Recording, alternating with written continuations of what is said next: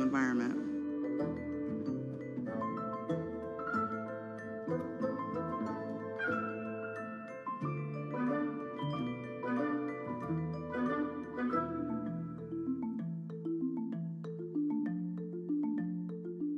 Now you're putting on my computer, essentially.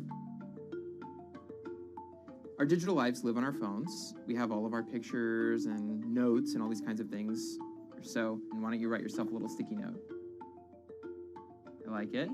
And go ahead and just take your fist right over the top of the sticky note and close your fist. And now... Oh, what? Meta's own transition to augmented reality has run into plenty of unexpected problems. And it's still going to be a while before you'll start to see these devices in your office. But I think it's a future worth waiting for. If we could see these holograms between us, we will have been able to share our work with one another more naturally, more efficiently, and more productively than ever before. Humanity will have evolved slightly.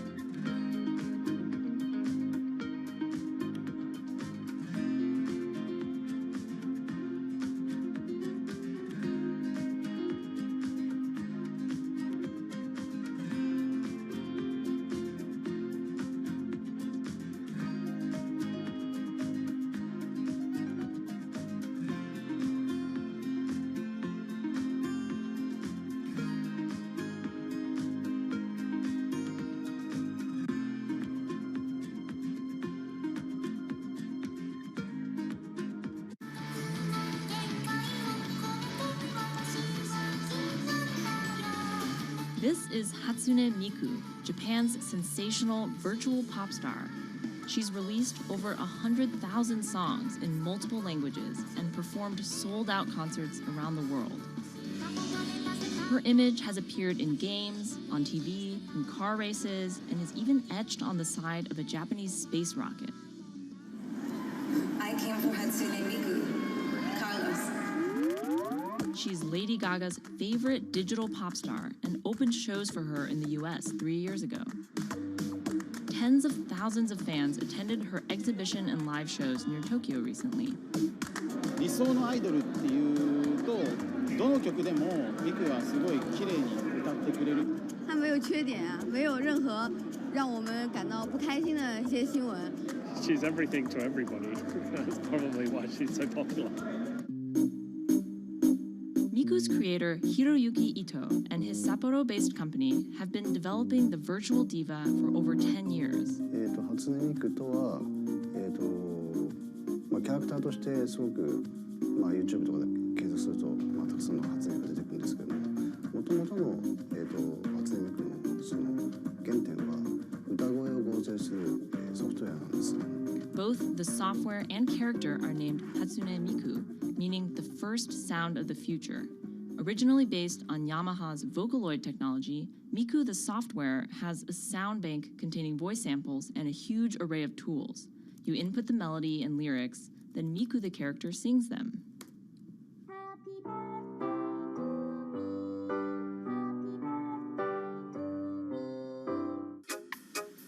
To date, Krypton has sold 120,000 software licenses at $200 each to fans around the world who use it to create numerous songs and share them online.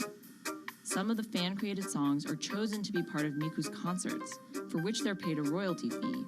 もともと初音ミクっていうその、存在自体がそのボトムアップって言いますか、中にはアマチュアクリエイターじゃなくて今もうすでに、プロになって活躍している方もいらっしゃるんですけども。The company also has other revenue streams. It makes money from merchandising, licensing deals, and concert ticket sales. According to the real-life musicians who perform with Hatsune Miku, the virtual pop star is interesting and surprising. 今年で3年ぐらい、ちょうど3年ぐらいやってきて、ライブも数十本、数百本だった。そういうことが演奏によって起こせる感じの、そういう器みたいな感じになってきて。初音ミクらしさって僕はあんまりない。初音ミクって何だってあり。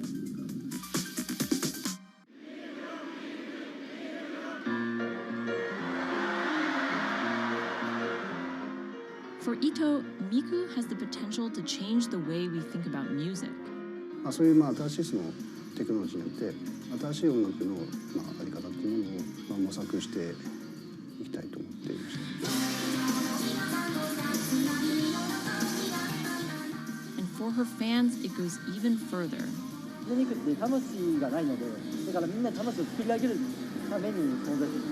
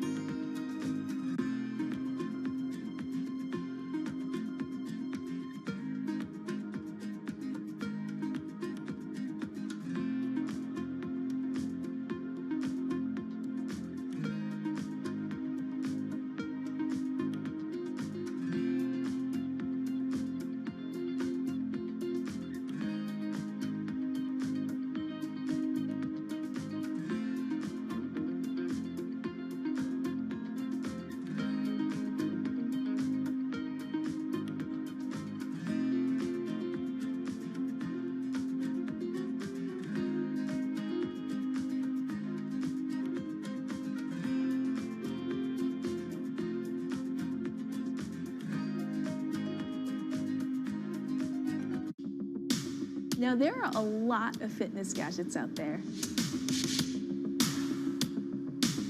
In my quest to get fit, I tested 17 of them over the last few months. At least one personal trainer I know was a little bit skeptical. Yeah, I've been watching these new technologies come to the market for almost as long as I've been a personal trainer. They're just tricks and tropes. They're not much different than the Bowflex machines or, to be honest, the original Jane Fonda workout video. But some of these gadgets that are just coming to the market do so much more than what they used to do, just tracking your activities. Out of all of them, this chest strap was my favorite. It comes with a robot coach that points to the future, one where you might not need a human trainer at all. And it works like this. You wear the chest strap so that it can read your heart rate, and that connects to Move's free app that talks to you. Welcome to Move Heart Rate Hit Outdoor Running. Let's get moving and warm up in Zone 2. Move's computerized coach tells you what to do at that exact moment, whether you're running outside or you're doing body weight exercises indoors. Swing your arms faster to get your legs moving quicker. Let's crush this round. And by reading your heart rate, she knows exactly how hard you're working. She keeps you honest. Way to go, you are in the target zone. Keep pushing, you're almost at the end of the round. Don't give up. I've been running for 7 years now, and my biggest problem is that I never push myself hard enough. I end up going on the same slow, comfortable 30-minute jog, but the Move HR Burn blasted me out of that rut. By the end of these half-hour exercises, I was drenched in sweat in a way that I never am when I work out alone. Training with a real person is great, whether that's your group instructor or your coach or your personal trainer. But humans, they're expensive. For the rest of us, this $60 gadget is all you need.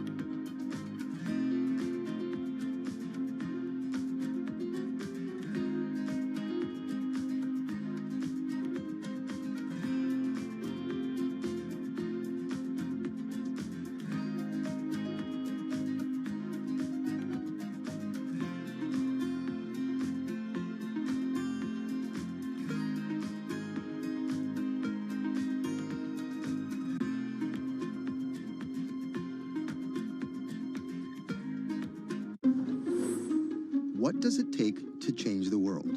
A big army? A cure to a pandemic? A revolution? All of these take either a lot of people, thousands of hours, or massive amounts of space. But for Julian Assange, all he needs is one room, an internet connection, and the world will listen. Assange is located here, and more specifically, right here. And from that location, he's posted government secrets, classified documents, and leaked emails from some of the world's most powerful people. And in doing so, has been labeled a hero, a villain, a nihilist, and everything in between. This is how an Australian programmer sequestered in the Ecuadorian embassy in London became one of the most influential and notorious people in the world. Born in 1971 in Townsville, Australia, Assange has always been on the move. Living in over 30 homes by the time he was in his mid-teens, Assange, along with his mother and half-brother, finally settled down in Melbourne. His introduction to hacking started at 16 when he was given a Commodore 64, which he attached to a modem. He attended the University of Melbourne, where he studied programming, physics, and mathematics. He never graduated, but that doesn't mean he didn't get an education. By 1991, Assange hacked into the Pentagon, U.S. Navy, and other branches of the U.S. government. In 1996, he was caught by the Australian Federal Police and charged with over 30 counts of hacking and computer-related crimes. He didn't get any jail time, but he was fined $2,100. I think the first taste of what would come later was the hacking that he did as a young programmer, and that really sort of foreshadowed a healthy skepticism of the use and abuse of technology by governments. That's Vernon Silver. I'm a reporter for Bloomberg's investigations team. Assange's youth as a hacker laid the foundation for him to start WikiLeaks in 2006. But what is WikiLeaks? It's a website that posts unfiltered, usually classified documents. What separates it from every other media outlet is that they have no editorial hierarchy. With a publication like the New York Times, information comes in, they take that information, package it, then disseminate it for the public to see. WikiLeaks, however, cuts out the middleman. WikiLeaks gathers information, most of it given to them anonymously. So what they're doing is really very simple. They get the information in one end from who gives it to them and out the other with sometimes minimal interference. Julian Assange is the leader of that, the mastermind, the creator, and really, because he thinks of it as a journalistic enterprise, the editor-in-chief. But every story starts with a source, and Assange has some unconventional sources. Julian Assange does not hack as far as we know. He is the recipient of people who are either insiders who give him secret documents or hacked emails from a foreign power. That's Eli Lake. I am a columnist for Bloomberg. And there was no source bigger for Assange than Chelsea Manning. He used to be known as U.S. soldier Bradley Manning. In 2010, Manning provided Assange and WikiLeaks with hundreds of thousands of leaked government documents. WikiLeaks quietly began releasing the documents in February of 2010, then made big headlines in April by posting what is now known as the collateral murder video. Come on, fire! It was a vivid, graphic video. It changed the debate on the Iraq War, and importantly, it put WikiLeaks on the map when they put it online, and they couldn't be ignored at that point. And those leaks were just the beginning. They went on to post more than 90,000 leaked documents known as the Afghan war logs, 390,000 documents known as the Iraq war logs, and 250,000 private messages between diplomats called cables in what is now known as Cablegate. These leaks were met with very real ethical questions. The problem with publishing those cables was that a number of confidential sources for U.S. diplomats who faced real danger when their names were exposed. Then Secretary of State Hillary Clinton drove the point home that every country, including the United States, must be able to have candid conversations about the people and nations with whom they deal.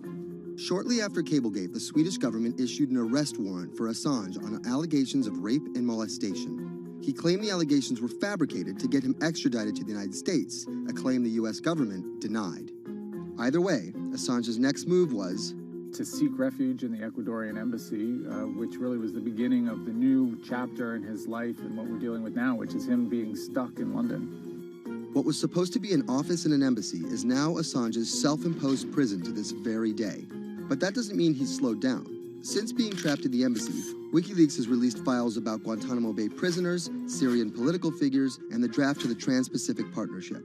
And then came the 2016 U.S. election. Thousands of leaked emails showed Democratic Party officials possibly plotting against Bernie Sanders in his race against Hillary Clinton. Over the course of 68 days, WikiLeaks released 20,000 confidential Democratic National Committee emails. In terms of the presidential race, if you look right here, when Assange released the first batch of emails, Trump actually takes his first lead against Clinton. I think we've had enough of the Clintons, in all fairness. Don't you think? Once WikiLeaks started exposing secrets of the Democratic Party, Julian Assange became a hero to many on the right. Public opinion kind of flip-flopped. WikiLeaks. From the emails, we now know Hillary Clinton's campaign manager makes risotto, and also how the DNC squashed Bernie Sanders' campaign. One thing we don't know is who gave Assange the stolen emails in the first place. Many leading Democrats say they suspect it was the Russians. They released an analysis from a private cybersecurity firm that had said it was the Russians. But Assange claims our source is not the Russian government, and it is not a state party.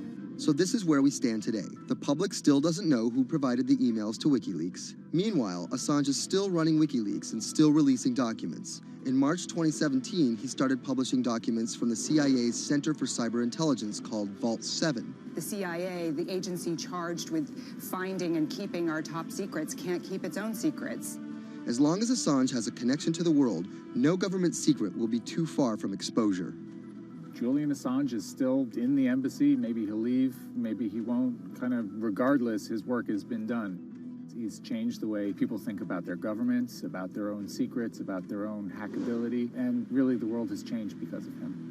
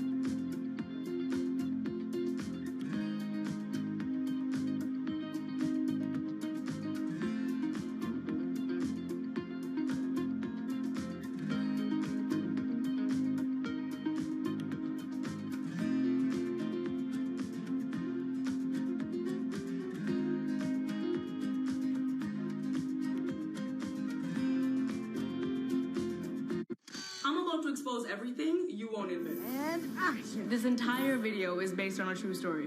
When I do like motivational speeches or even tell myself like love yourself and you should love yourself. This is Lily Singh, But to fans all over the world, she's the YouTube star Superwoman. What if everyone it's a girl, Superwoman? I know we can change the world for the better, one positive day at a time. My parents now know what I do. They didn't know what I did for a long time in the beginning of my career. I was just making videos in my room. They had no idea. Mom, Dad, have you seen my keys? I can't find them anywhere. Because you're always on phone. Until someone called them, like a family member from another part of Canada, was like, Canada, is your daughter making videos? And my mom was like, I don't know, Lily, are you making videos? Just making videos grew into an entire career. Today, Lily's YouTube channel has some 12 million subscribers, over 2 billion views, and guest stars like Michelle Obama, Dwayne "The Rock" Johnson, and Seth Rogen. I think a lot of young girls are raised to believe that you're going to go to school and then graduate and then get married and then get a job and have kids. And Lily was on that path, all the way through a psychology degree at York University in Toronto. But when she started thinking about a career, I started to immensely panic and think something was wrong with me because I tried to figure out my life and it wasn't working in that straight line. It was 2010, and YouTube was only 5 years old. I thought nothing of YouTube. I was probably the last person in my circle of friends to discover YouTube.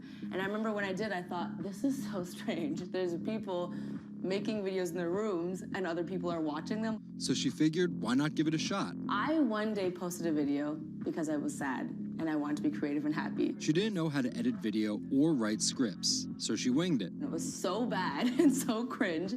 And my expectation was literally nothing. I was like, I'm gonna put this video up, a couple of my friends are gonna watch it, probably make fun of me, and that's gonna be the end of this. The second and third video came from, wait, 70 people watched my first one, can I get 80 to watch the next one? She kept creating, she kept posting, and the viewers kept coming. Lily had found an audience. A lot of the comments were, oh my God, there's a brown girl on YouTube. More specifically, Indian. Lily's parents immigrated to Canada from India, and Lily was born and raised in Scarborough, near Toronto. My home life was awesome. My parents, even though I portrayed them to be quite strict in my videos. Oi, Lily, wear the rest of your skirt, huh? I teach you like this, to walk around like this, showing everything to everyone. They actually aren't like that at all. They're pretty modern and pretty cool. Your dress is short. Don't know what for. And were pretty lenient with me. I mean, I got away with a lot of things. I was a brat.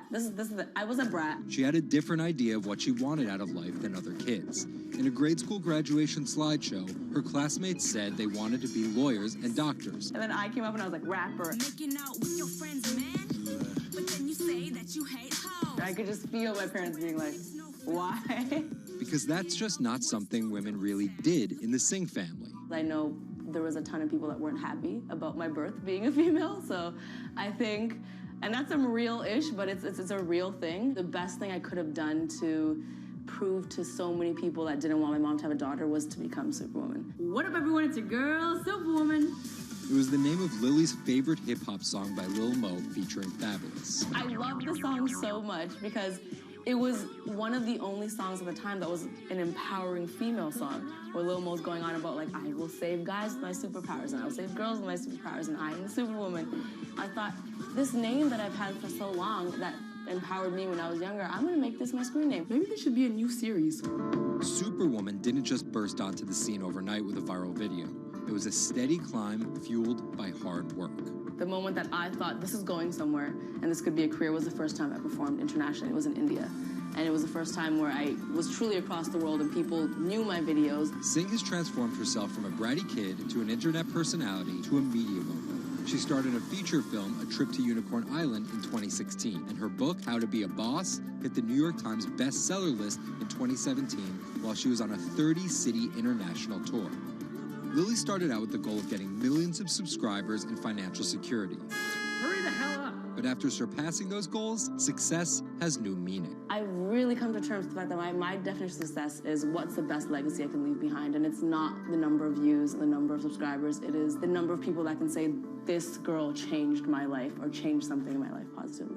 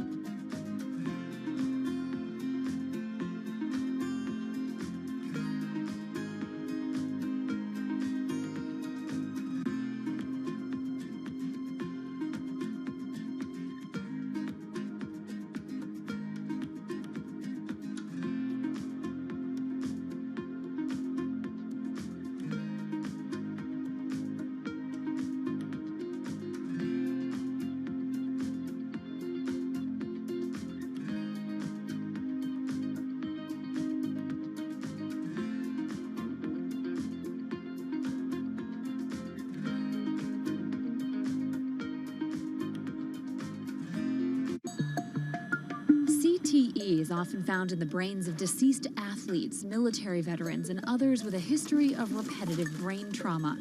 Hundreds have donated their brains to the VA Boston University Concussion Legacy Foundation Brain Bank. This is a former NFL player who died in his early 70s, and this is a veteran who also died in his early 70s.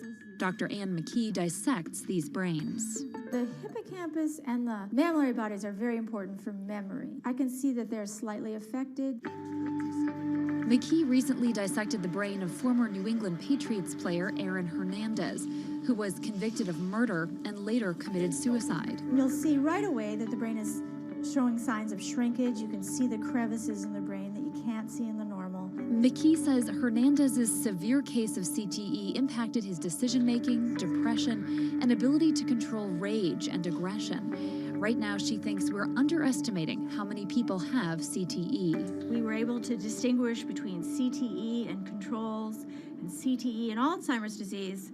The next question is, can we do this in the blood, and can we do this in living people? And we aren't there yet with those answers.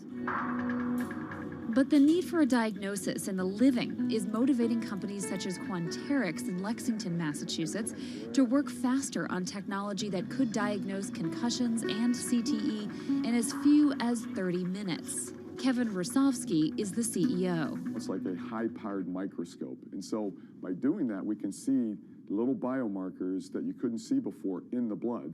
Quanterix received a grant from the NFL and just went public. Since then, its stock is up more than 40%.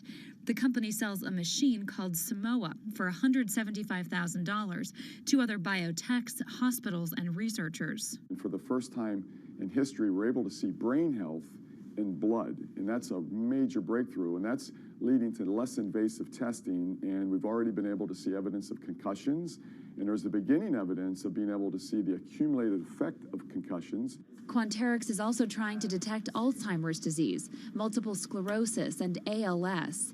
Rosovsky says he thinks diagnosing concussions will be easier than diagnosing CTE. Diagnosing CT in the living probably is a couple years away. We're real excited to see the progress, but reducing some of that work into actual tests in a laboratory takes time. There's regulatory approvals. There's a lot of red tape that you have to go through. Also in this race to diagnose CTE in the blood are Athlon Medical and Exosome Sciences. And New York's Mount Sinai Hospital is scanning for the disease in the living. But it's just one step in a series of questions for those with serious head trauma. There's still no cure for CTE. Even if we had a great idea for a treatment, there's no way to test whether it's effective or not. So that's the enormous advance that we'll get if we can develop a biomarker for this disease. In Boston, Ann Mostu, Bloomberg News.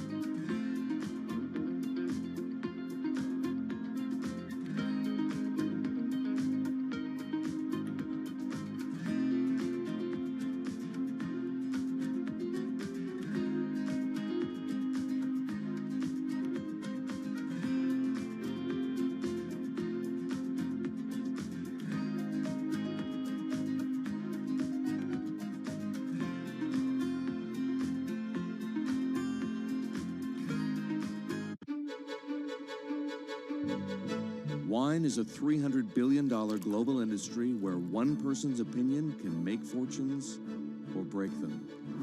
That's because of this man, Robert Parker, and his newsletter, The Wine Advocate. For 3 decades, he dominated as the world's most influential wine critic.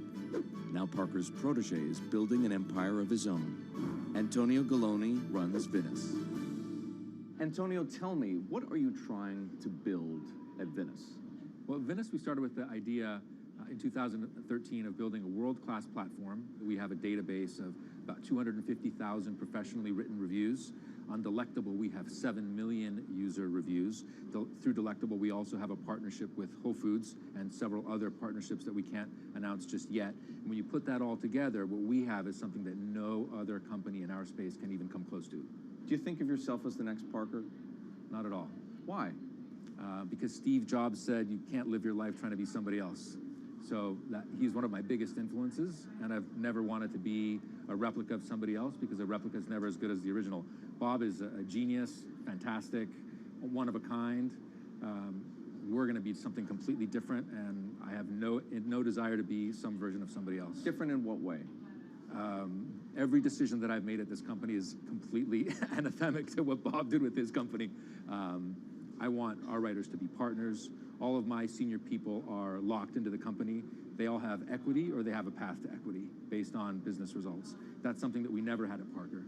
Our benefits are world-class, and everything that we've done at Venice is completely different from that model. When Steve Tanzer, who is the most experienced active wine critic in America, wants to work with us, that says something. When Alessandro Masnaghetti, who's the best cartographer of vineyards, wants to work with us, that says something. When Neil Martin, who's a superstar wine critic with enormous experience in Bordeaux and Burgundy and the former lead critic at The Advocate, wants to come and be part of our team, that says something. You make it sound like The Wine Advocate was a disaster as a company and a miserable experience as an employee. No, it was great because I got to work with Bob Parker when he was at his prime, and Bob was like a second father to me, and we talked on the phone all the time, and he gave me great advice. Can anyone's palate dominate the wine criticism business the way Parker's did? And should anyone's palate dominate it the way his did? I just think the world is very different today. It's just a totally different world. It's probably not healthy to have a single person dominating the world. It's not even wine criticism, it's the wine industry. Yeah, that's probably not the healthiest thing in the world. But I think that there's just such an opportunity right now with social media and technology to reach such a massive number of people that I think it's possible that 1 or 2 people will actually have more influence than Bob Parker did, because they will, again, this goes back to your first question, not trying to be a version of somebody else. You see this in sports all the time. It's like, oh, well, nobody will ever beat this record. And then somebody comes along, it's like tennis, Pete Sampras. Nobody's ever going to win as many Grand Slams. Now you have 2 guys who are ahead of that and 1 knocking on the door. And so I think a lot like that. You're a former investment banker. How does that inform and influence what you're doing and what you've done? My generation has had to deal with a lot more challenges. That's why I think we're actually much better poised for the future. My first job in finance, the first thing that happened was long-term capital, 1998. Then the tech bubble melted down. Then there was a mutual fund trading scandal. That was all like within about 5 or 6 years. And these are the things that I had to deal with as a young executive. My peers who were 20 years older didn't know how to manage in crisis. They'd only seen Black Monday. They'd just been in a big bull market. It's very different. So I'm very lucky. People of my generation or a little bit younger have actually had to deal with a lot more crises. I think that's actually good for learning how to cope with challenges in business. From the outside, it kind of looks like you're trying to demolish the house that Parker built, right? You left The Wine Advocate. Yeah. You merged with one of his chief rivals. Yeah. And you just hired his successor, Neil Martin. Mm-hmm. So are you? I think what that says is that all the best people want to work at our company. And that's really what we strive to create starting in 2013. We wanted to create a world-class company that would attract the best-in-class talent, and not just on the content side, on the technology side, on the digital side, our office, and at every level, what we're trying to, we only hire superstars, and we're looking for those superstars.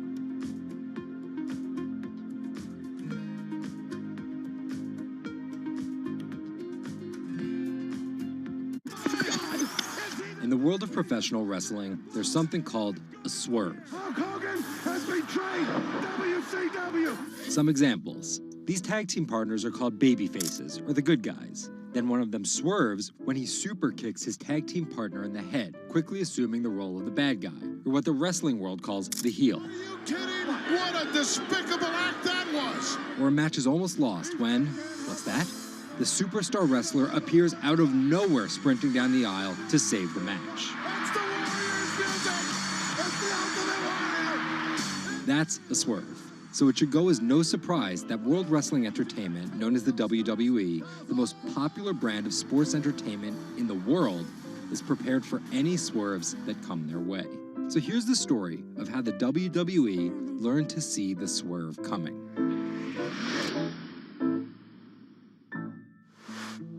So I spoke to Bloomberg reporters Felix Gillette. I'm a writer for Bloomberg News for the global business team. And Kim Basine. And I'm the U.S. luxury reporter at Bloomberg. To find out exactly how the WWE is positioning itself for an all-out global invasion, which starts with a massive change to their lucrative pay-per-view model. WWE basically pioneered the pay-per-view model on cable.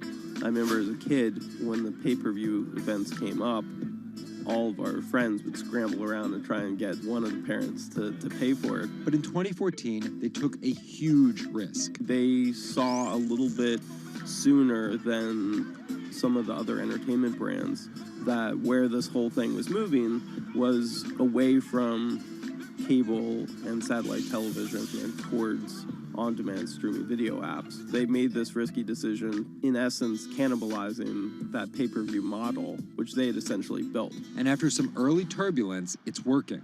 Roughly 1.5 million people are paying $9.99 a month for the WWE app, making it the 5th most popular streaming OTT service. This adapt-or-die approach is in the WWE's DNA. Over the past 30 years, the company always seems to think 2 steps ahead. In the early 90s, WWE was at its most threatened when Ted Turner took them on with WCW, which stands for World Championship Wrestling. And back then, the WCW was winning the ratings war.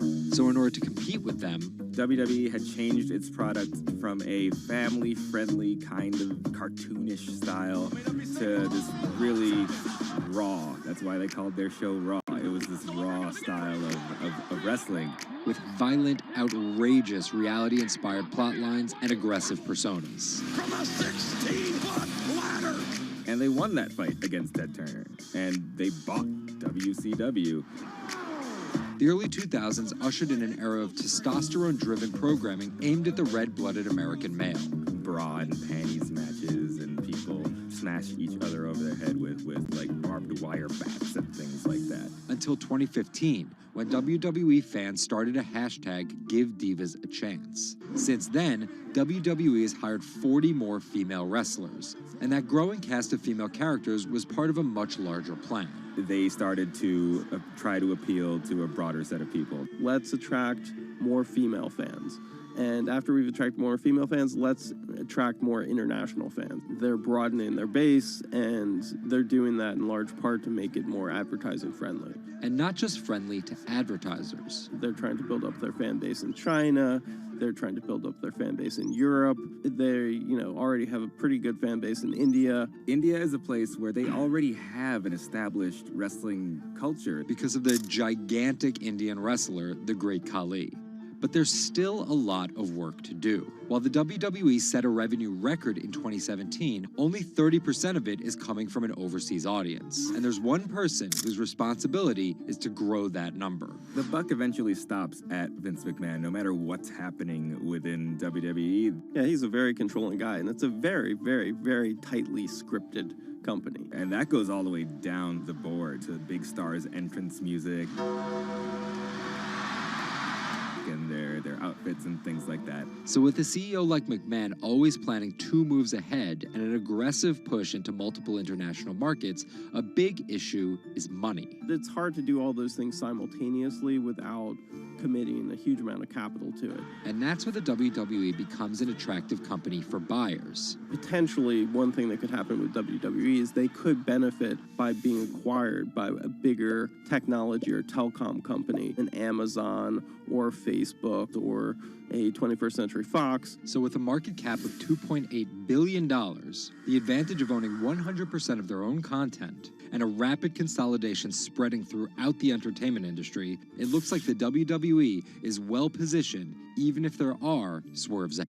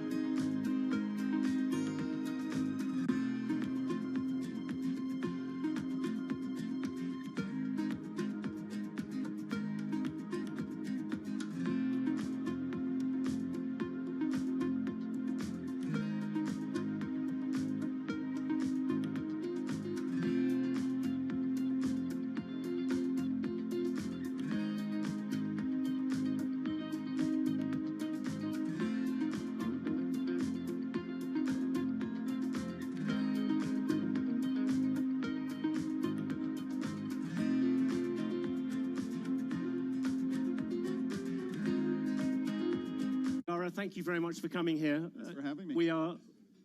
I've always been relieved ever since you were appointed, because at least until your appointment, I seem to have the most unpronounceable name. But now we will keep it as Dara and John.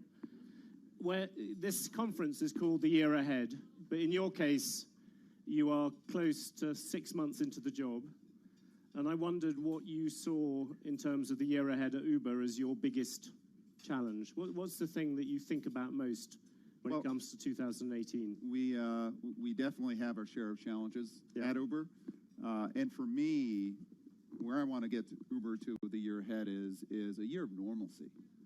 2017 was, I think, will go down as one of the most difficult years for any company out there. And I have to give credit to the Uber team and the employees there. It is a group of true believers who believe in our mission, who believe in mobility as a service being available to consumers everywhere at a reasonable cost. And what my job in 2018 is to get rid of the distractions and get the company back to business, get the company back to normalcy. There's a lot that we've done in the past 6 months as far as bringing new investors, driving a new culture and norms where doing the right thing, period, comes first, bringing a new management team, et cetera. There's a lot that we've gotten done, but This is a company that knows how to execute. This is a service. Mobility as a service is something that's universal, that's needed in the world, and I just want to get back to doing business. Quite interesting. You said true believers. Yeah. Normally, true believers are the last possible people where you're able to change a culture. Can you explain a bit about that? Well, I think that they understand that mobility as a service, bringing the cost of transportation down, making transportation services available to anyone and everyone on a local basis, and partnering with cities to be a solution to traffic, to pollution, et cetera. That is a mission that they all believe in. And I think that they, having seen what happened in 2017, to some extent the crisis, the enormous crisis that the company has gone through, is a benefit because everybody at the company knows now that we need to change, that we need to break with the past as far as the way the company was run. We need to go from growth at any cost to responsible growth and growth in partnership with other players out there. That's clear, but now I've got to kind of get the company down to the normalcy of execution of building great technology, and I think we're going to get there. It's still some tough sledding early on, but I absolutely think we're going to get there. When you talk about execution, is profits one of the things you want to get? I think you lost $4 billion last year. Well, profits, peanuts by the standards of profits would help. So at some point, we absolutely have to become profitable, and that's part of the plan. Do you have a kind of goal for that? Do you think you should be profitable by 2022 or by 2020? I think that we'll be profitable before 2022. This is the business itself. Do you want to come back a bit closer, 2020? Yeah, listen, it's not going to, I don't want to name a specific year, but this is a business that the core business, the ride-sharing business, can be profitable within 3 years. We will continue to make very aggressive investments in building out autonomy because we think that's a terrific opportunity for building out new technologies such as Uber Elevate, where near-term profitability is not a goal, but long-term growth is. So we will look to balance near-term profitability, but as a company, we will always be a company that makes big, bold bets and takes big risks. To what extent, though, do you think that drive to become profitable fights against a little bit of this culture change? If you want to make, you talked about making money, but not at all costs. Do those two things? Well, I don't think that profitability and culture are their issue. It's the company in the past was willing to make trade-offs as it related to how it did business, and I think was guilty of hubris, was guilty of thinking that they knew better than others, and I think that what we know now clearly is that breakneck growth can hide cultural issues, that there are no excuses for not doing the right thing, and that you do have to make trade-offs. And as a management team, we're specifically talking about those trade-offs that you have to make. We have to be a little more patient sometimes because working with governments, regulators, et cetera, sometimes takes longer, but in the end, you build a more lasting business. And so maybe what we went through was necessary, but we're here. We can control our actions from this moment onwards, and I think everyone at Uber from this moment onwards wants to build a great company, not only in terms of growth, but in terms of the kind of company anyone would want to work at. Can I ask you one thing which you have got a sort of hangover from last year, which is all the regulatory problems, and particularly all the cases against you? I think there are 6 criminal probes or whatever going on. The lawyers are lining up outside the door. Which one do you sort of think? Which one do you fear most? I suppose out of these different things. Listen, I think that all of them are serious issues, and my response is that we're going to be transparent and we're going to take responsibility for our actions in the past. I do think that there are certain circumstances where there was smoke but no fire, and I think as a company we have to defend ourselves and work within kind of the appropriate frameworks. And my goal is just to get beyond this stuff. Some of these things like pricing policies, surely they go right to the heart of what Uber is, or am I wrong about that? Yeah, I think they do, but I think that there's a way of being smart but transparent at the same time, and that's where we've got to take the company. Take me through governments. When you talk to governments privately, do they talk any differently than they do publicly? Governments? Yes, governments. I think that they are honestly a bit relieved with how we are engaging with them, because I think that the engagement is now real. I think they feel like we're out there, we're genuine because we've learned our lessons of the past, and I do think that we can take, for example, the data that we have in terms of traffic and in terms of movement of our drivers and riders, and we can use that data to partner up with cities in order to solve congestion issues, because congestion doesn't help anyone. It wastes enormous amounts of time for consumers. It hurts the environment.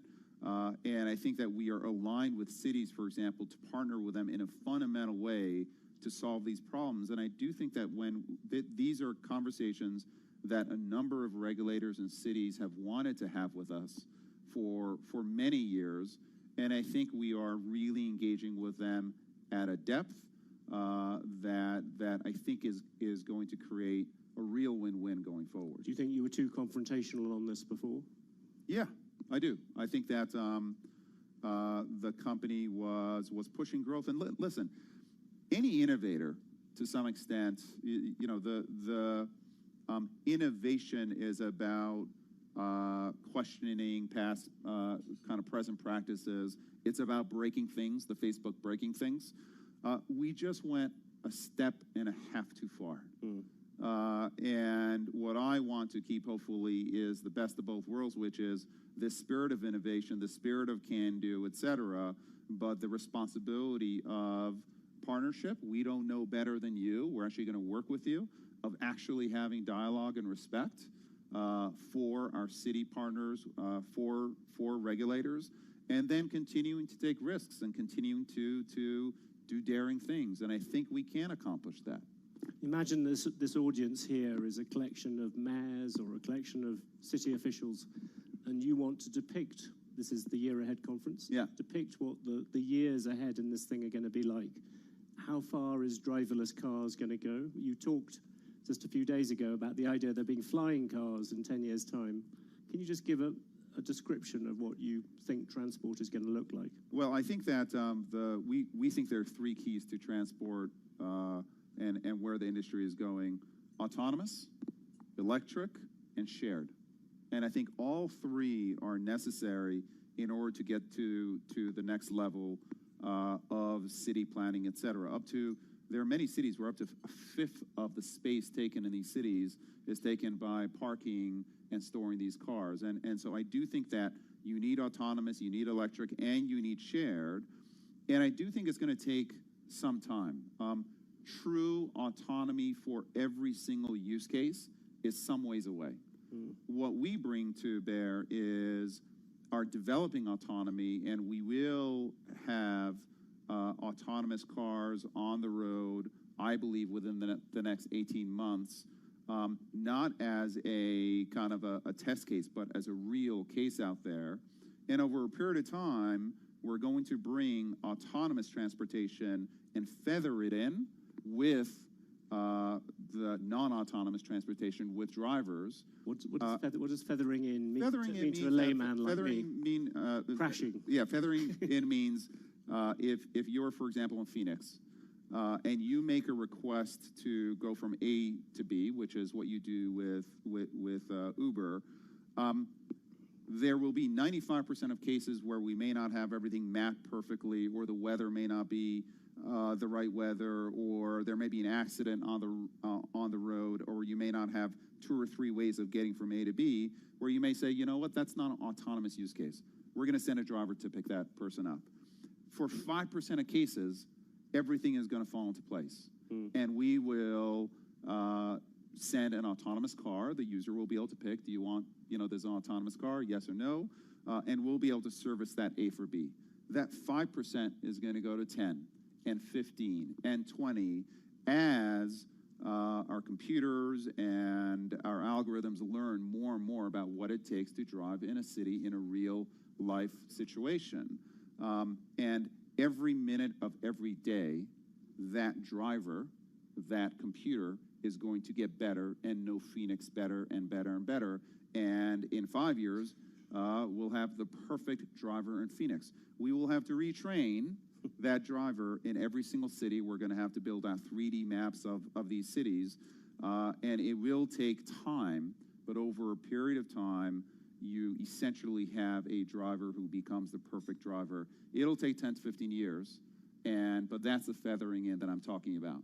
And will a child born today, will they ever need to learn how to drive? A child born today? No, I don't think so. And so within sort of 20 years from now, we will... I don't think so. Listen, I hear some groans. And also, I heard a couple of groans. 1.3 million people die from car crashes every year. 1.3 million people die from car crashes every year. That doesn't count an estimated 20 to 50 million people that are injured. Okay, this is actually a public safety issue. If you look at cars, 96% of cars, 96% of time, cars are sitting there not being used. It is a huge amount of pollution that's caused by these cars being in the road, and a huge amount of wasted time. So the safety is there. Electrification is absolutely key, and sharing these platforms is going to allow us to be much safer and also put our assets where they add value. But it's quite interesting because when you first came in, I remember you sounding somewhat more skeptical about self-driving cars. You've been converted. Is that a? The choir has spoken, and I'm listening. It's pretty exciting technology out there. But again, it will be a hybrid technology for some period of time. What about flying cars? That came as a slight surprise. Yes, that's a great project that we're working on. It's called Uber Elevate. And it is actually about battery technology. It would have helped a lot of people here. I know. I wish that I was available. We'll launch it here if we can.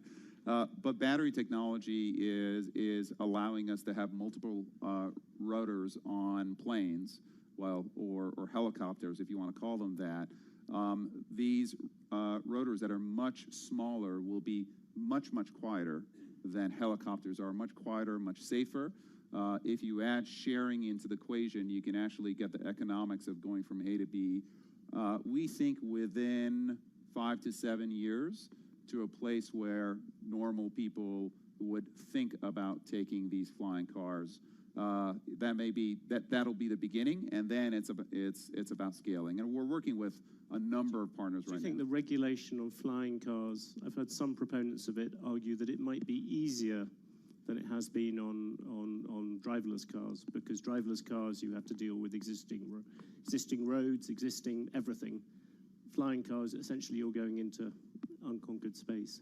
I think that mayors that are forward-thinking understand that traffic and pollution are a real issue, and I think flying cars can be a significant solution to traffic issues in cities. And these cars, to start with, they're going to be very specific. They'll be kind of highways in the air. There'll be very specific routes that these flying cars go on. They're not going to be able to take you to your backyard and land in your backyard. There'll be these skyports. So there'll be very specific routes that you go on. And I think if you build a regulatory framework that has that kind of structure around it, I think you get to a better solve. Can I drag you back somewhat reluctantly back to the real world? But you have Rajiv Misra, who came in with you from SoftBank. Yes. He's going to become a director. Last week, he said that Uber should focus on repairing its market share in the US and on key European markets rather than going to new ones. Do you agree with that? Is that the way you look at Uber? I think one of the fundamental strengths of Uber is the global scope that we have. This is you brand. had that motto, everywhere. What's it? Everywhere for everyone. Yeah, everywhere for everyone. Do you want to make it some places for some people? No, we like the everywhere for everyone. It's much sexier than some places for some people. That's telling me. Just not interesting. I do think seriously though the global scope that our company brings is important. Our being able to build technology that we can amortize essentially everywhere in the world is hard, but it is part of the fundamental value that we introduce. So I would look at Uber very much as a global brand. That said, we're going to look at all opportunities, but at this point, we are leaning forward. In 2018, for us, is going to be very much a lean forward year for the company. But without, I'm not trying to create new boardroom tension at Uber, but that would appear that SoftBank is keener on a more limited idea, whilst you're keener on everywhere for everyone. Well, listen, SoftBank is a very important shareholder. They're our largest shareholder, and many of our shareholders have opinions over what's the right thing to do.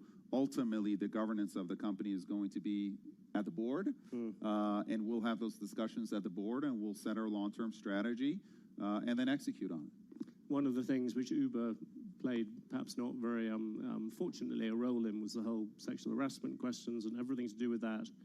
I suppose one very obvious question: do you think that you have solved that part of the culture? But secondly, do you think that this is a real revolution and it's going to stick?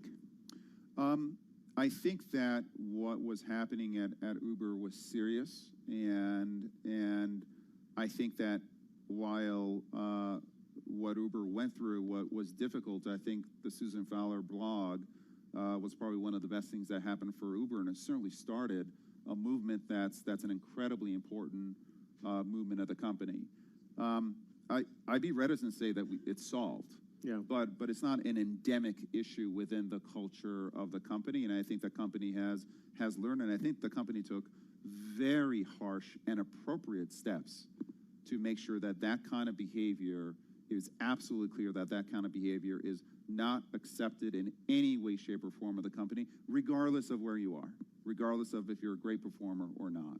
So I think we're at the right place for Uber as a company, but I think in general, we're not where we need to be in terms of women in senior positions, making sure that we're welcoming of women in technology, and we help women really build their careers within our company. There's a great kind of bottoms-up energy there, but we're not where we need to be, and we have a lot of work ahead of us. On the issue of, you talked about the top performers, is that looking back, and also I suppose looking forward for many of the people in this room, because there are a lot of people's businesses which have been affected by this. If you had to give lessons to other people who are now looking at this issue, perhaps more seriously than they have done before, is the really bad issue, and I suppose I'm thinking some ways about the media industry in this, is that giving top performers more room for maneuver or whatever than people, or more discretion than people thought? Is that top performers need to be treated the same as everybody else? I think they absolutely need to be held accountable. One of the really valuable lessons that I got early in my life was actually through Jack Welch, and he said, it's very tempting to allow top performers to misbehave in any way, but for me, he was talking about being aligned with the CEO. Sometimes you allow top performers. The tendency is, well, let them get away with some kind of behavior that is not the right behavior because they're so good. And what Jack told me very early on is that it's the top performers who are problematic culturally that are the most dangerous, because they have followership within the company, because people look up to them. So he's like the dumb person who is bad culturally. He's not the problem, because everyone says, well, that's a dumb person, so who cares? It's the smart person who has followership. So it is incredibly important for the top performers to actually be held to account more radically than anyone else, because they're the ones who have followership at the company, and they have to set the example. So for me personally, that has absolutely guided how I've managed. Expedia was a company that had, excellent cultural values. And one of the first things we did at Uber was to go out and reset our cultural values, and we call them norms, because to me, it's not just these values that you put on the wall and kind of people stare at and it's all nice. It's about behavior.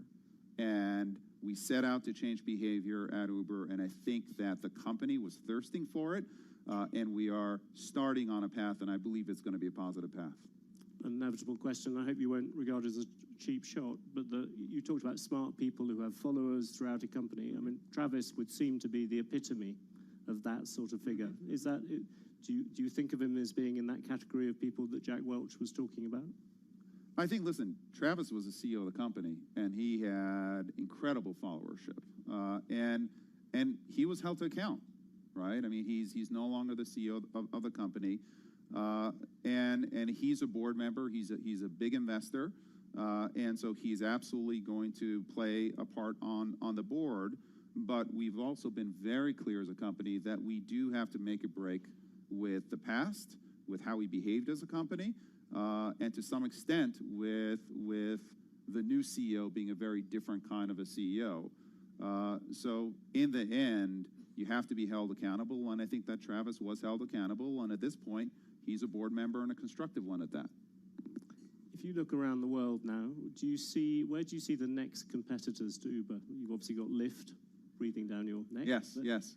Where else do they come from? Well, I think that as you move into a world of autonomy, the position of the car manufacturers, the position of, for example, Google, who's developing Waymo and Waymo autonomous technology, you're going to get a lot of players interested in the space. And a lot of people think about Uber and ride sharing as a significant enterprise, and it is. But the fact is that we account for less than 1% of miles driven on the road now. When autonomy comes in, that number over the next 10 years is going to be closer, I believe, to 15 to 20%. So because we're not yet a true alternative to car ownership, and I believe that as you bring autonomous and you bring the price of mobility down and make it available to everybody, everywhere, then we become a real alternative to car ownership, and that really opens up the market for us, but it also opens us up to many more competitors. And is Google at the forefront of those competitors at the moment? Google is one of many. I think that they've developed very strong autonomous technology, but what we think, which is exceptional, is having autonomous technology and the network under one roof, which allows us to use autonomous in a very practical way, nearer than you think.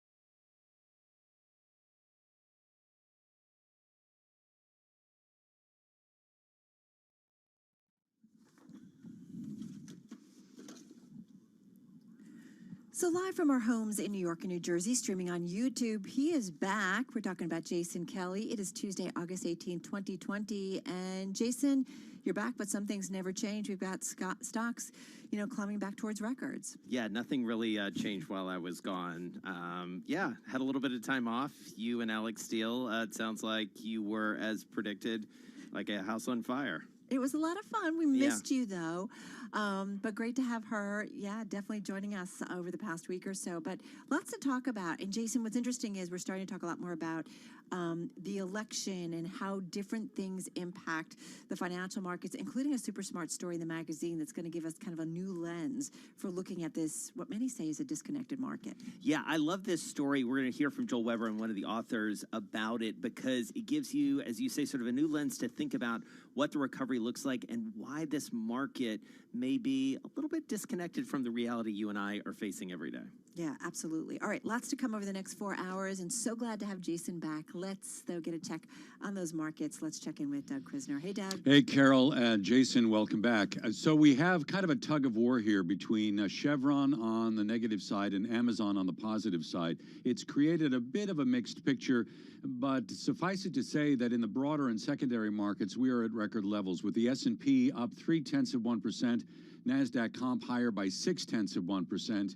The Dow, though, showing some weakness by about 0.1%. Now, the day's economic numbers were above forecast. Housing starts advancing in July for a third straight month, and building permits also rising. I think you can credit low mortgage rates. 10-year Treasury right now down more than 2 basis points in yield, 66 basis points on the 10-year. Crude oil kind of drifting, a little bit of negativity, not by much, 42.85. That's WTI. A lot of dollar weakness today with the Bloomberg Dollar Spot Index now trading at the lowest level since May 2018. We are down about 0.4% right now, on track for a 5th straight daily decline. That's produced a stronger yen, stronger euro, stronger offshore Chinese yuan as well. I'm Doug Krisner. That's your Bloomberg Business Flash. All right, Doug, thank you so much. You'll be with us throughout the week. The dulcet tones of Charlie Pellet. He's getting a little bit of a rest himself, right, Carol? Yeah, He deserves some time off. We all do. We all do. That's for sure.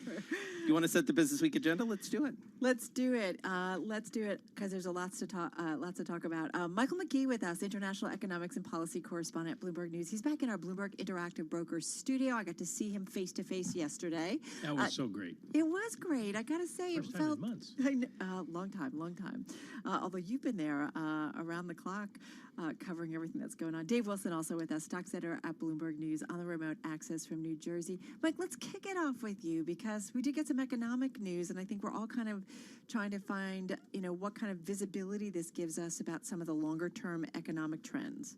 It helps a little bit on the margins in terms of the long term. In the short term, it's good news, and it's sort of exactly what you would expect in a classic recession recovery. The Fed lowers interest rates, that pushes mortgage rates way down, and then we get a big jump in housing-related activity. Today, we saw housing starts up by 22%, and building permits up by 18.8%, which was the biggest jump since 1990. A lot of confidence among the home builders out there, and that suggests that then we build more houses and people buy more appliances, they buy more furniture and carpeting, and we see more people go to work in the construction industry. So as long as that continues, that's good news. What we don't know is whether this spreads to non-interest rate sensitive sectors of the economy. Right. So, Dave, help us understand how it feels like it played through the equity trade as you look at it. As Carol said at the top of the show, new records, intraday record for the S&P. As you go down a level, as you tend to do, and give us the contours of the trade, what do you see? Well, I mean, it's sort of an interesting backdrop. You're talking about what's going on in the housing market. We got numbers out of Home Depot that were way better than analysts were looking for.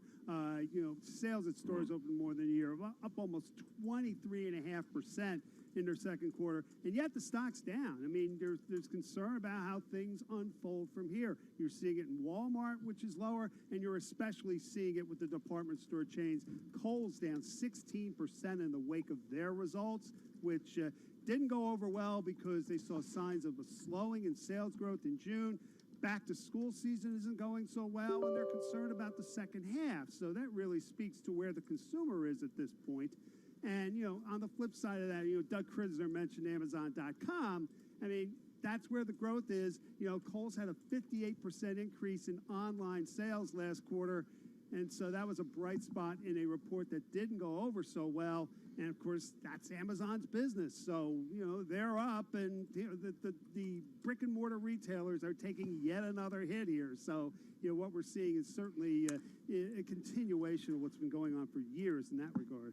Mike, one thing I love about checking in with you, and I know I was kind of racing around like a little bit of a nut yesterday. It was kind of awkward to be. That does not check out. It's me normally, but like getting back to the office and new routines and, just kind of finding my way again. Yeah, it just, I didn't get to talk to everybody as much as I want to. What I love checking in with you, though, Mike, is you're reading lots of stuff. What is it that you find right now so interesting in terms of what's going on in the economy? What's catching your attention? Well, we have to spend a lot of time looking at the alternative indicators, the high-frequency data, because we don't know on a longer-term basis how things are going to play out. We got a lot of data for July, but does that hold into August, given the anecdotal reports that things have slowed down and the fact that the COVID cases rose? Today we had the Red Book numbers, Johnson Red Book on retail sales down 2.8% for the week compared to a year ago, down 3.1% for the first 2 weeks of August from a year ago. And what I found really interesting today is analysts trying to figure out how back to school is going to go, because so many schools are closed. parents aren't buying clothing for their kids, but they are buying computers and other electronic gear because everybody has to work, do their schooling from home.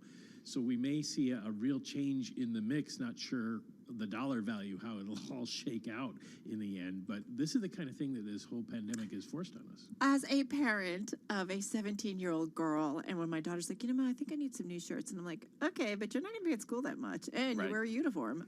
Just reminding you. But it is. It like changes our perspective on things. But the new technology, that's for real. I mean, there's a huge amount of investment happening there, that's for sure. All right, thank you both. Michael McKee, International Economics Policy Correspondent for Bloomberg, back in our home studio. Dave Wilson, Stocks Editor. He'll be back with his chart and stock of the day a little bit later on. Carol, let's do the Bloomberg Businessweek Bite of the Day. I love this because it is a WOA number for sure. Today's number is $7.8 billion. Talking about our old pal Elon Musk. His financial upswing shows no signs of slowing. The outspoken entrepreneur, now the world's fourth richest person after Tesla shares surged 11% yesterday, closing at a record high and boosting Musk's net worth by $7.8 billion, past Bernard Arnault, and it puts him within $15 billion of Mark Zuckerberg. $84.8 billion fortune. Just go back a couple years ago and we're like, oh, he's done. I know. 420. And everybody was like questioning, right, 420. And yet here we are. So, this is, I feel like 2020 is going to be just an interesting year when we get to the end of it. Well, we know it is. It already is. But just kind of recapping kind of all the crazy things that went on and the wealth creation continuing. Hey, speaking of what I kind of love about this week, Jason, that you're back, first of all. Thank you. But it's fun to talk a lot more politics with the Democratic National Convention underway. So we've got virtual day number 2 kicking off. Yeah, watched a bit of it last night. Family gathered around, took in some of that. Very you were there different tone. You were there for the musical acts, weren't you? Yeah, absolutely. Those were interesting. But obviously the former First Lady, we're going to talk about that. We're going to get a preview of what we may hear from her husband and some others, including the wife of Joe Biden, former Second Lady Joe Biden. She is speaking tonight as well. We're also going to catch up on what's going on in the food delivery business. The CEO of Blue Apron back with us. Yeah, Linda Kozlowski. So I'm curious to see because they have definitely gotten a boost to their bottom line with everybody eating at home. Rick Stollmeyer's back with us, executive chair, founder of MindBody. So on keeping yourself fit mentally, got to talk Walmart earnings. And we've also got an interesting guest, Dr. William Yates. He has really got his hands into some interesting areas. All right, let's get down to Washington now for some world national headlines. Nancy Lyons is there. Hey, Nance. Hey, Jason, welcome back. Postmaster General Louis DeJoy says he is suspending changes to mail service until after the election. In a news release, he says retail hours will not change, mail processing equipment and blue collection boxes will remain right where they are, and no mail processing facilities will be closed. DeJoy's changes had raised concerns they were intended to slow delivery of mail-in ballots in the fall election after President Trump criticized the process. DeJoy is set to testify before the Senate on Friday and the House on Monday. President Trump is giving low marks to former First Lady Michelle Obama, who gave last night's keynote address for the first night of the Democratic National Convention. No, I thought her speech was very divisive. And frankly, I wouldn't even be here if it weren't for Barack Obama. See, we're standing in the White House. I wouldn't be in the White House except for Barack Obama because they did a bad job, Biden and Obama. In her remarks last night, Michelle Obama declared that Trump was in over his head and the wrong president for our country. A Republican-led Senate report on the 2016 election details the extent of Russia's connections to members of the Trump campaign, as well as Russia's efforts to influence the outcome of the contest. Among the highlights is the discovery that former Trump campaign chairman Paul Manafort shared information with individuals closely affiliated with Russian intelligence, which represented a grave counterintelligence threat. Global news 24 hours a day, on air and on Bloomberg Quick Take, powered by more than 2,700 journalists and analysts in more than 120 countries. I'm Nancy Lyons. This is Bloomberg. All right, Nancy, thank you so much. You are listening to Bloomberg Business Week. Well, one thing that didn't change while I was on vacation, the MTA is still in trouble. And apparently it's going to have to go to the feds to get bailed out because it rejected some proposals from Wall Street. Yeah, rejected all the bids, in fact, from Wall Street banks to purchase $465 million of short-term notes. That happened today. So, yeah, it's setting the stage for the MTA to borrow the cash directly, as you said, Jason, from the Fed's new municipal lending program. I mean, listen, the MTA, we know that ridership is down, way down, so their revenue streams have just been destroyed. Wasn't in good shape before. No, well, that's the thing. We came into this in what was a strong economy with the MTA not in great shape, and with, really needing a lot of infrastructure investments. I mean, the whole system really needs kind of a redo. Yeah, well, you saw it firsthand yesterday. I mean, you see Manhattan. I did not get on the subway, though. No, but I'm saying you saw the city and just the lack of people moving around. Can we just talk? It kind of broke my heart a little bit because I really thought with, the weather nice, outside, seating for restaurants, it wasn't that busy. I also know it's the dog days of summer that anybody who maybe is getting in their last vacations are doing it now. But nonetheless, the energy that we get from New York City is not something that I was seeing, and it really kind of just really upset me. It plays through, and I'll tell you, the airport's pretty empty Was as it? well. Yeah, very empty. Very empty. I mean, going out and coming into JFK, it was very subdued, very subdued. As you will appreciate, knowing my travel habits, the Jamba Juice in Terminal 4 closed. No. Yeah, See? I mean, it's closed for now. That's the thing I was looking about when I was in New York, just briefly, just looking at the storefronts that are closed. I know. Or, businesses that have gone out of business already. So, when we think about, we're just talking to Mike about the economy, you're looking for those other indicators. I mean, you just need to look around you, and you get a lot of indicators about how tough the economy is and how it's going to be tough probably for a while.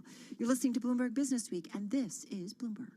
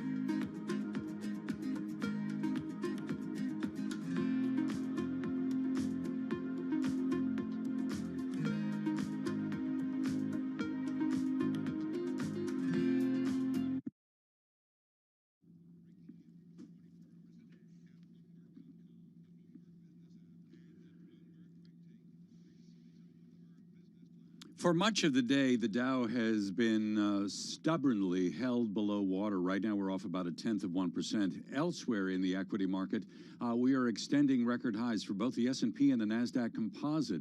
Kind of a tug of war between Chevron and Amazon. Speaking of Amazon, new data indicating that 104 hedge fund managers have allocated more than 5% of their disclosed equity investment in Amazon. And at the same time today, the Wall Street Journal is saying that Amazon is expanding its physical offices in 6 U.S. cities and adding thousands of corporate jobs in those areas, talking about places like Dallas, Detroit, Denver, New York, Phoenix, and San Diego. So we've got the stock at a record high right now. Walmart seems to have benefited from soaring online sales in the last quarter, thanks in large measure to its market-leading grocery business. However, the company is warning, with those federal stimulus checks no longer buoying consumer spending, tougher times could lie ahead, and Walmart stock is struggling a bit today. Home Depot reported sales growth at a rate more than double what the street was looking for, but rising expenses produced flat margins, and Home Depot shares under a bit of pressure. Also under pressure, Kohl's stock is down more than 16%. The company posted a quarterly loss and declining sales as a result of the pandemic. 10-year Treasury right now with a yield of 66 basis points. I'm Doug Krisner. That's your Bloomberg Business Flash. All right, Doug. Good to hear your voice. Let's get to our next guest, Dr. William Yates. He is founder and owner of Yates Enterprises. He joins us from Chicago. He's a trauma surgeon. He's an entrepreneur. We've really been looking forward to this conversation, Carol, because we have many, many questions. And Dr. Yates, really nice to have you with us. Thanks for inviting me. Thank you very much. So tell us about Chicago right now, because I feel like it's one of those cities that maybe we don't hear as much about. We've had your mayor, who I understand you're working with on this program before. Yeah. I've gotten a chance to chat with her. What's the state of play there? Well, what it looks like today, in reference to what it used to be, it's like and I'm born and raised here, so if you go outside, it looks like a ghost town. The schools are paralyzed. They don't know what to do. The people, the constituents are afraid. They're anxious. They're unsure about the future. When I'm out all the time, people say, Doc, what's going to happen? What are we going to do?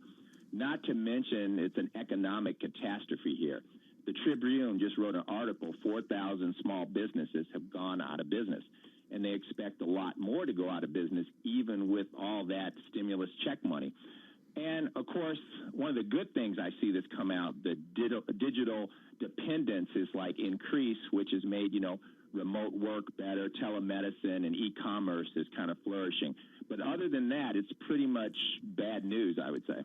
Well, and, it's interesting that you bring that up. I do wonder, Dr. Yates, unfortunately, times of stress and disconnect often lead to better ways of doing things. And I do wonder, as you look at this world, and I don't want to see anybody lose their business. I don't want to see anybody be out of work. But I do wonder, do we get to a better side, whether it's, how you run businesses, how you do things, more online, more digitally, how education is run. Do we get to a better side? Medical, we see a lot more telemedicine happening. Do we get to a better side in your view? Because I feel like you understand kind of the old ways of doing something and then also embracing technology. Right. Well, I mean, in every catastrophe, something good comes out of it. And I say what I see good coming out of this right now is that everybody has to be aware, say, of the business supply chain, that we can't be dependent on other countries to feed us, that we have to become autonomous. And that's very clear without explaining why. And the other thing is the digital platform has shown us how sophisticated it can be and how good it is. Say, like for education, I was thinking that, some of the best teachers in the world can now reach some of the worst schools in the world with the digital platform. So that can be expanded. That's something good that has come out. And I think the other thing that we should concentrate on, there should be more information sharing between countries globally, because if that had happened in the beginning, I don't think, we'd be in this situation. So that's what I think the best things that have come out of this. And other than we all have to be united, which has not happened in the United States. It's so fragmented. These people do this, these do that. That's why the numbers keep increasing. Well, and Dr. Yates, what One area of fragmentation for sure is something you alluded to, which is the world of education. And Carol and I talk about it all the time from a personal perspective. Both have school-age kids. We're seeing these headlines from University of North Carolina. We're seeing it from, all sorts of places across the country. New York City sort of going its own way versus Los Angeles and San Francisco and Washington, D.C. and other places. I read a great New Yorker article today about Love at School down in my hometown of Atlanta. How should we be thinking about schools? This is something you've done some specific work. You've got equipment installed in schools doing thermal temperature checks, but how should we be thinking about education? I think there's a way to actually go back to school and go back safely. College is another aspect of this because you have a school basically with an assisted living facility, so that's something altogether different. But I think schools can open safely if you do a couple things, or actually four things. Protect the students, and everyone knows what that means, wearing a mask, staying 6 feet apart, sanitizing, and then you need to screen for potential patients or kids or anyone that has the virus. And the way that you do that is questionnaires seem to be good, and also with objective data of fever, because anybody who's infected, the number one sign is usually going to be a fever. Now, that won't catch the asymptomatic people, but still, we know that people who are symptomatic will have a fever. The third thing, I think, is just broad testing, baseline testing. Everybody has to be tested and has to be tested often to know if they've contracted the virus. And fourth is basically tracking. When you see clusters, you have to track, isolate, quarantine, whatever you need to do. And in the school system specifically, we've also developed kind of pod units where the students can be separated by basically a plastic partition. And it's no way, if you do these things, if everybody does it, the teachers, administrators, and the students, you will not get coronavirus. Yeah, we're hearing a lot more about that. I'm certainly hearing it with my daughter's school, this idea of kind of creating pods or pod units. That's a big thing. Hey, we're going to continue with Dr. William Yates. We're going to do a little bit of news, get everybody caught up to date, but we'll get back to Dr. William Yates, founder and owner of Yates Enterprises, joining us on the phone from Chicago. This school thing, Jason, man, I feel like we're just at the tip of the iceberg because, we've seen some people go back and then pull the kids back out. And of course, in New York City, we're just getting ready in this area to see what it's going to be. And it's such a disruptive and fraught conversation in many ways, because if you send people back into quarantine, the economic disruption, the family disruption, unit disruption is really dramatic. So in any case, we're going to talk more with Dr. William Yates in just a second. Stick with us. We're just getting started. This is Bloomberg.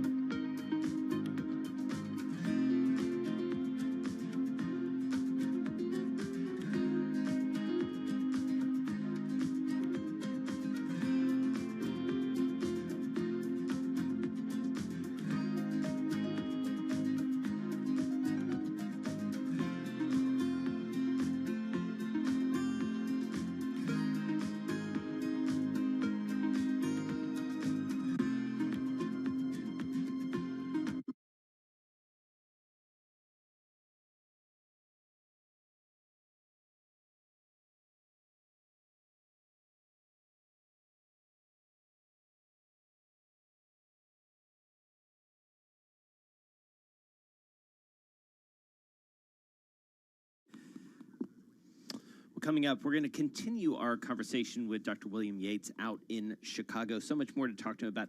I want to understand, especially as we head toward our next conversation with Business Week editors around vaccine and what the market implications are, where we actually are medically, because I know he has a good sense of that. You missed a great issue, and you've got to check it because there's some great stories about the path to a COVID-19 vaccine. All right, let's get back to your top business stories. Another check on the trading day. Here is Doug Krisner. Hey, Carol. So we've got the S&P 500 and the NASDAQ composite at record levels right now, with the S&P better by about 0.3%, NASDAQ comp rising 0.7%. We're seeing strength today in consumer discretionary names along with communication system stocks and consumer staples as well.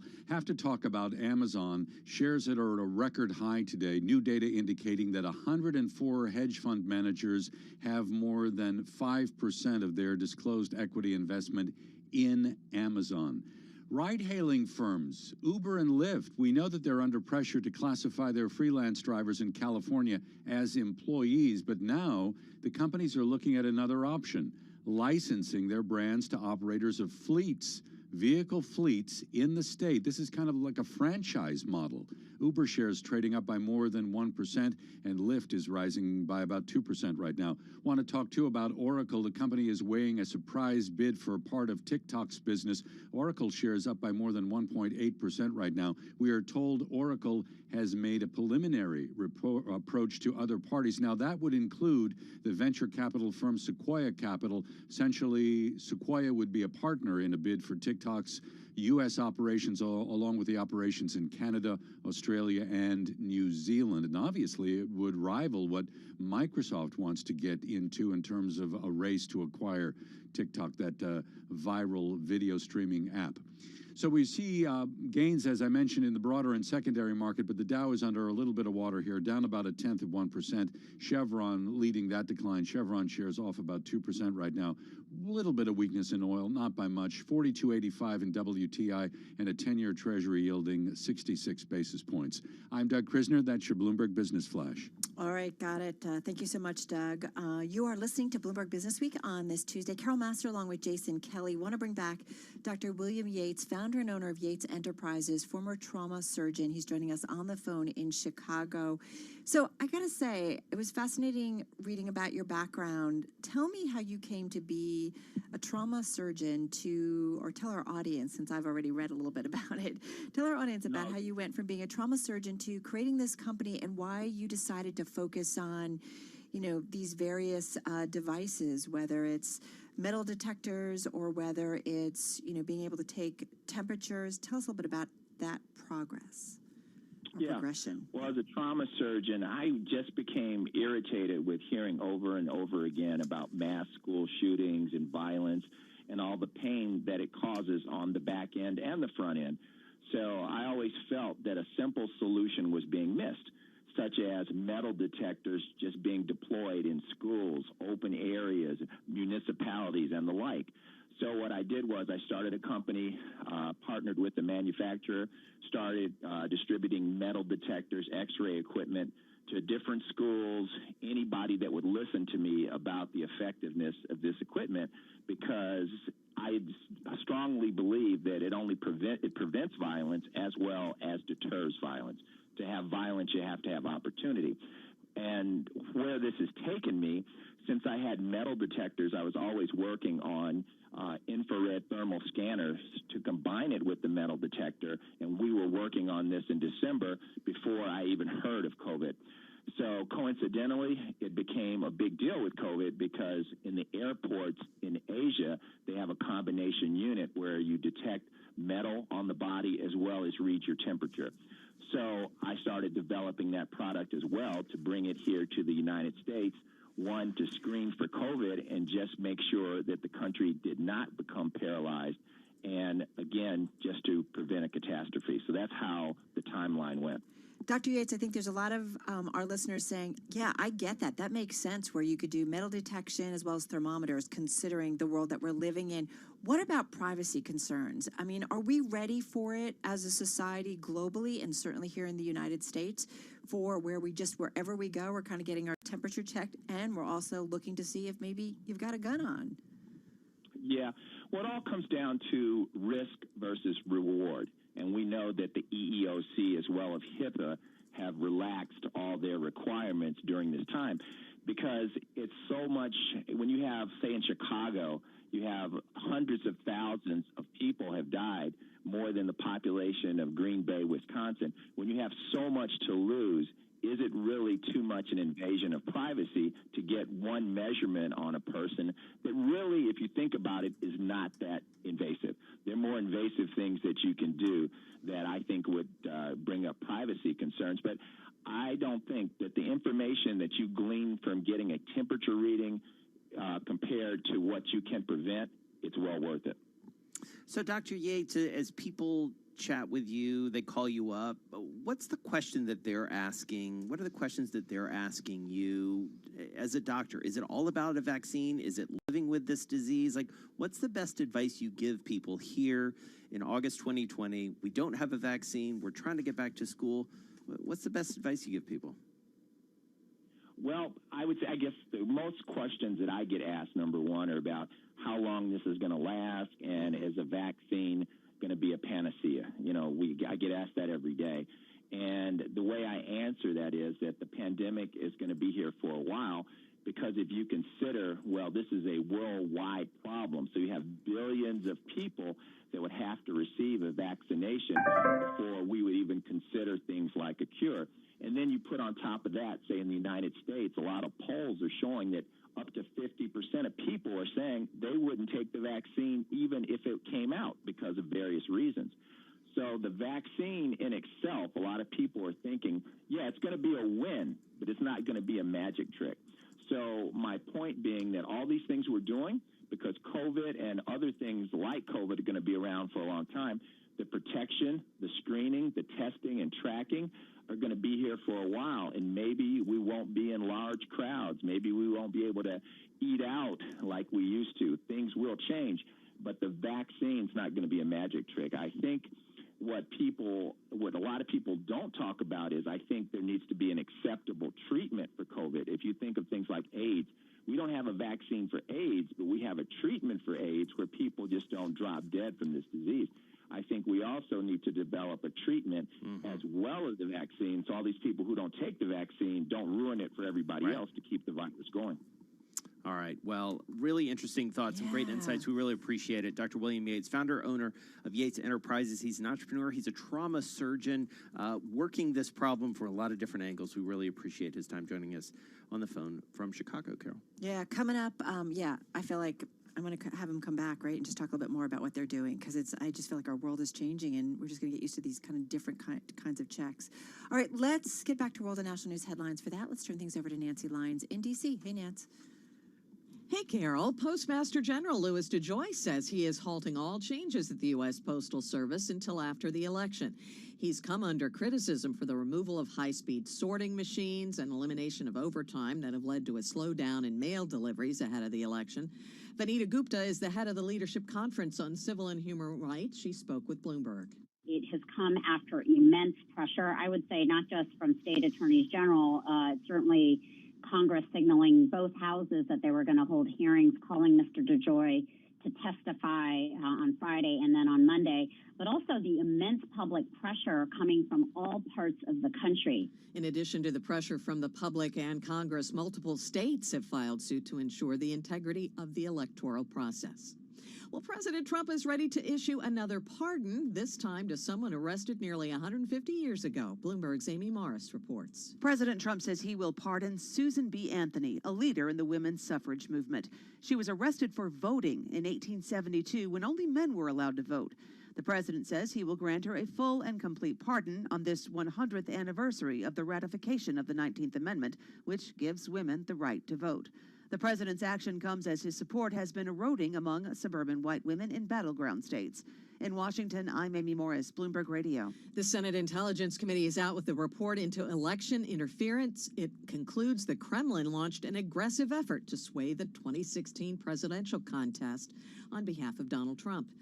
Global news 24 hours a day, on air and on Bloomberg Quick Take, powered by more than 2,700 journalists and analysts in more than 120 countries. I'm Nancy Lyons. All right, Nance, thanks so much. You are listening to Bloomberg Business Week. Well, a hotel that we have talked about on this program before. Yeah. We've talked about it with Ian Schrager. Yep. It is going to at least get a bit of a reprieve, not going to shut down like it had been slated to, because the lenders, they want to keep this hotel open. It's the Times Square edition. Man, the hospitality business, Carol, brutal. Right. Times Square edition, they opened in March of 2019. I mean, hotel revenue was down more than 90% during lockdown. And so we understand. I mean, everything was shut down. Nothing was happening. What's interesting, Jason, and I've been thinking a lot about this, you know, that for banks, in order for this not to become a financial crisis, banks need to think about those entities, those corporations that they've been lending money to. They do not want to see them come undone or go bankrupt. You know, that's the extreme, because then they're not going to get paid back, right? Or they're not going to be paid back 100 cents on the dollar. So they are thinking about asset protection at this point, and that's basically what's happening in here with the Times Square edition. So they're going to keep it open. And I mean, listen, so, you know, we were staying in a hotel last week in the Virgin Islands. We're now in quarantine because we went to the Virgin Islands, and that ended up while we were there on Governor Cuomo's list. And, you know, you fast forward to today, New York City Governor Bill de Blasio saying that hotels that are open in New York City, they basically are going to be asking for a lot of information from people, this contact tracing that's going to happen. And even coming back into the country, or we were still in the country, but coming back into New York, I should say, you know, we had to provide all sorts of information. You had to fill out a form. You have to prove that you filled out that form. And I got a call today from a contact tracer. Wow. This is all happening. This is real life. And this is how you get it done, right? This is how you are able to safely and responsibly open up communities. And you know, whether you feel that that's an invasion of your privacy, I don't know, but that's how we kind of get New York the does world not want to and slide economy back. reopen. No, they don't. That's for sure. All right, you're listening to Bloomberg Radio.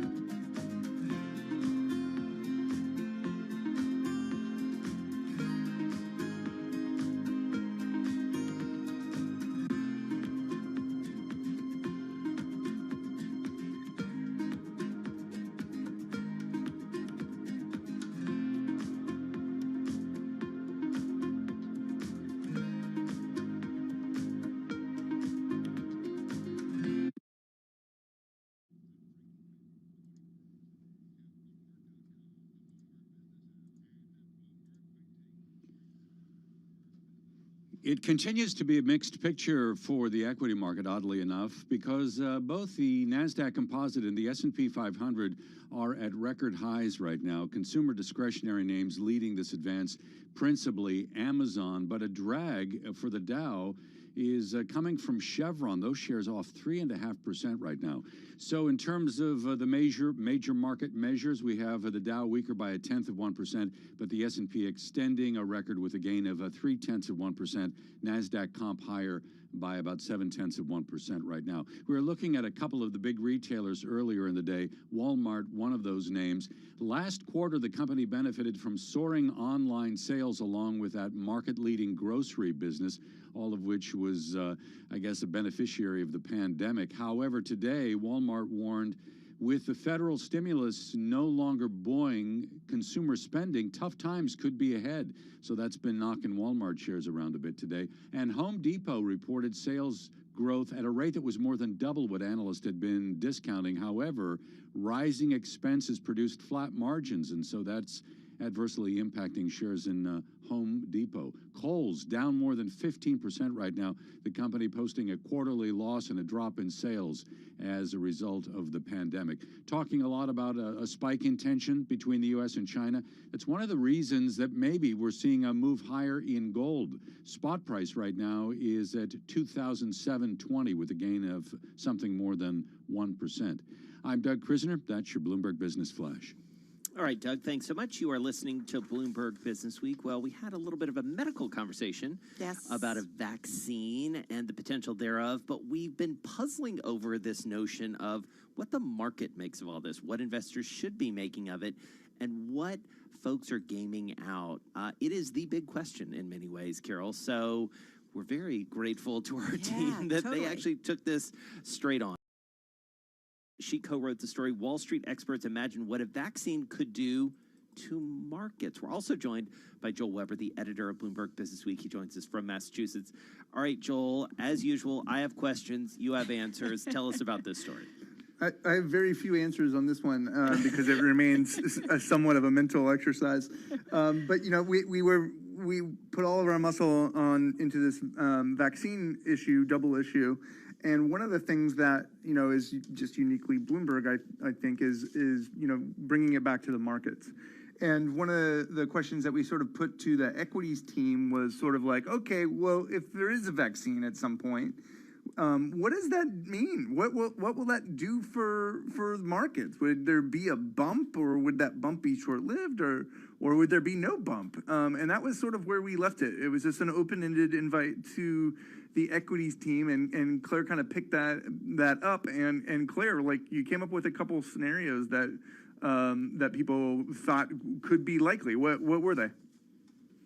Yeah, so this was informed by talking with a lot of the expert money managers that we speak with day to day, and they kind of put forth three different scenarios that could happen when a vaccine is successfully introduced.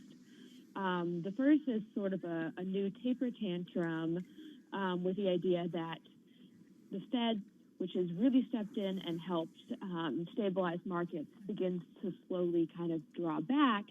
That really worries people, and we see sort of a new taper tantrum, which would obviously be very negative. Could see stocks and bonds falling. That's sort of, you know, maybe worst case. What else could happen? Maybe, so, Claire, just let me interrupt if I can. Remind us what a taper tantrum really is, because we've seen this before, and just remind us what that looks like to an everyday investor. And not to be confused with temper tantrum that we all deal with some of our bosses or spouses or whatever. Or my 2-year-old. Or your 2-year-old. Well, yeah, they have some similarities. True. Some fear, you know, because the Fed has really supported markets. You know, what happens when they take away that helping hand? And a lot of it isn't driven by what has actually happened. It's more just the fear of that. Right.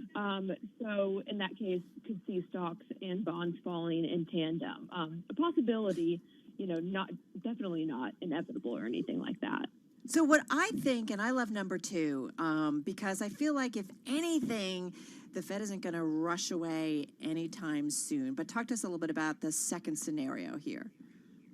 Yeah, so we sort of came up with the phrase to call this the supercharged status quo. So this means that, you know, a vaccine is successfully introduced. The market's very happy about that, and, you know, market goes up.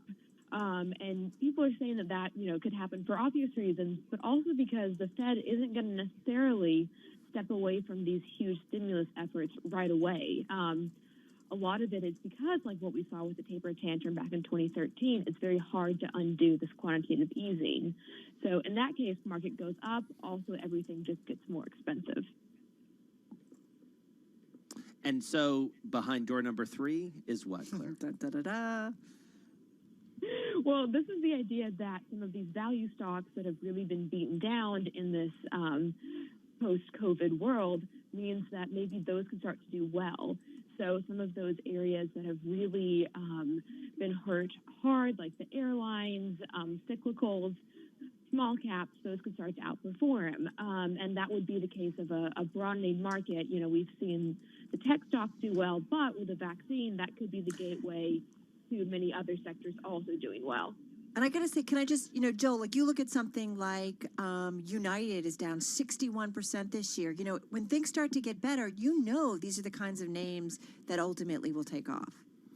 I mean, that in theory, right? Like, right, in theory. The airline industry is obviously one that I think a lot of people have focused on. And, you know, I think Claire has written about the ETF jets, which has become this really interesting one and saw just basically a record, set a record for inflows because so many people were like trying to call the bottom. And then, you know, even now though, we still don't have a recovery that is meaningful for that industry.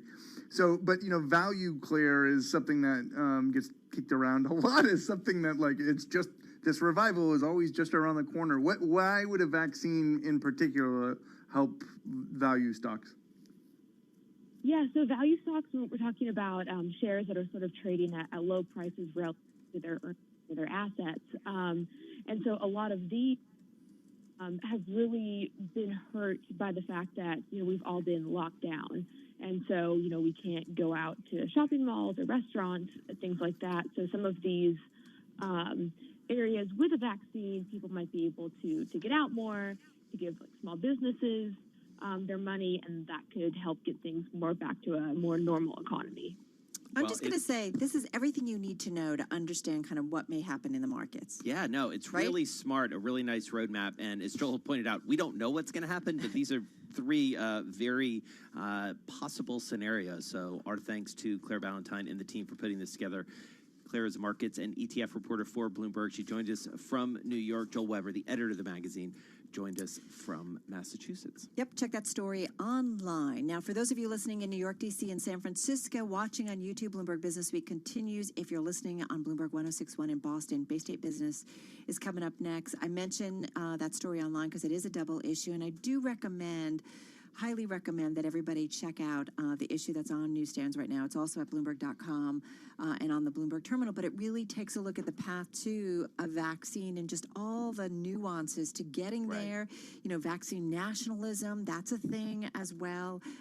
There are a lot of issues, and I just feel like it will make you smarter and kind of understand those day-to-day headlines that come out. Because it's medical, it's psychological, it's a lot of stuff. So many different aspects. Coming up, we're going to talk about the economy. Obviously, we had some economic data. We talked about it at the top of the show. Trying to get our arms around what this looks like. I have to say, having been off for a week, you know, I see the economy a little bit differently, having traveled a little bit. Like, it's a very... I'm sorry, did you just order a cocktail again? Are you sure you're back? I wish I ordered a cocktail. Painkillers. That's the drink of choice.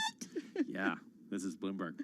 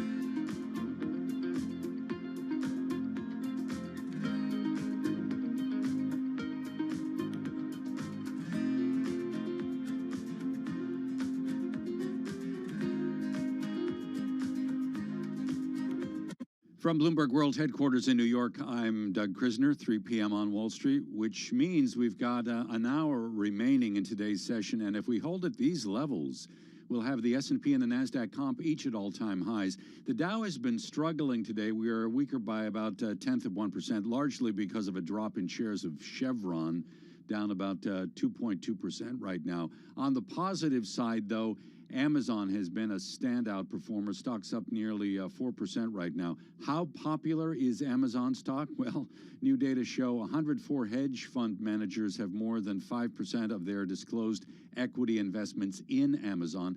And today, the Wall Street Journal reported Amazon is expanding its physical offices in 6 U.S. cities, adding thousands of corporate jobs in those areas. This would include Dallas, Detroit, Denver, New York, Phoenix, and San Diego, so places outside of home turf Seattle. Ride-hailing firms Uber and Lyft are under pressure to classify their drivers as freelance employees or freelance workers in the state of California, or to move from being freelance to employees. But now we are being told the companies are discussing another option. That would include licensing brands to operators of vehicle fleets in the state. So it's kind of like a franchise model. We have shares of Uber and Lyft both pushing higher on this news today. Oracle, company is weighing a surprise bid for part of TikTok's business. Stock is trading up 2% right now. We are told Oracle has made a preliminary approach to some other parties. Now, this would include the venture capital firm Sequoia Capital. Apparently, Sequoia would be a partner with Oracle in making a bid for TikTok's operations in the U.S., Canada, Australia, and New Zealand, and that would present a rival offer for what Microsoft, we were told, is trying to put together in acquiring the U.S. assets of TikTok. Some economic news today that was above forecast. Even so, long-term interest rates are down a bit. 10-year Treasury right now at 66 basis points. Some dollar weakness as well, with the Bloomberg Dollar Spot Index weaker by 0.5%. I'm Doug Krisner, and that is your Bloomberg Business Flash.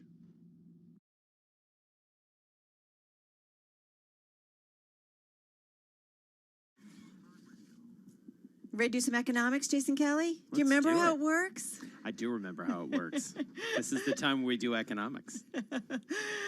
I love it. I love it. You're with it. You're with it. You did get Totally some rest with and it. relaxation. Totally with it. All right, so let's get to Business Week economics. Ali Wolf is with us, chief economist at Myers Research, joining us on the phone from Irvine, California. We did get housing starts data today, and I know, Ali, this is something that you watch very closely. Tell me about the data. Tell me what you're seeing. Yep, so thank you guys for having me today. The report it beat all expectations, though all of us that follow the housing market were not overly surprised. Housing has been one of the strongest sectors in the economy, and you see that in the data. We saw, let's exclude the multifamily data for now because the margin of error was plus or minus 50%. But if you look at single-family starts, that's the less volatile sector, up 7% year over year in a pandemic and in a downturn. And so, and I say this with respect and affection here, Ali. Why do we care about this? Like, why is it such an important economic indicator? I mean, I understand why housing is important, but why this particular number, and especially given everything that's going on in the world? It's a great question because if you look at the resale market, so normally resales represent 90% of overall transactions. What we've seen is resale inventory is down 36% year over year. People don't want strangers coming in their homes. They're afraid of COVID. Maybe they refinanced. That's fine.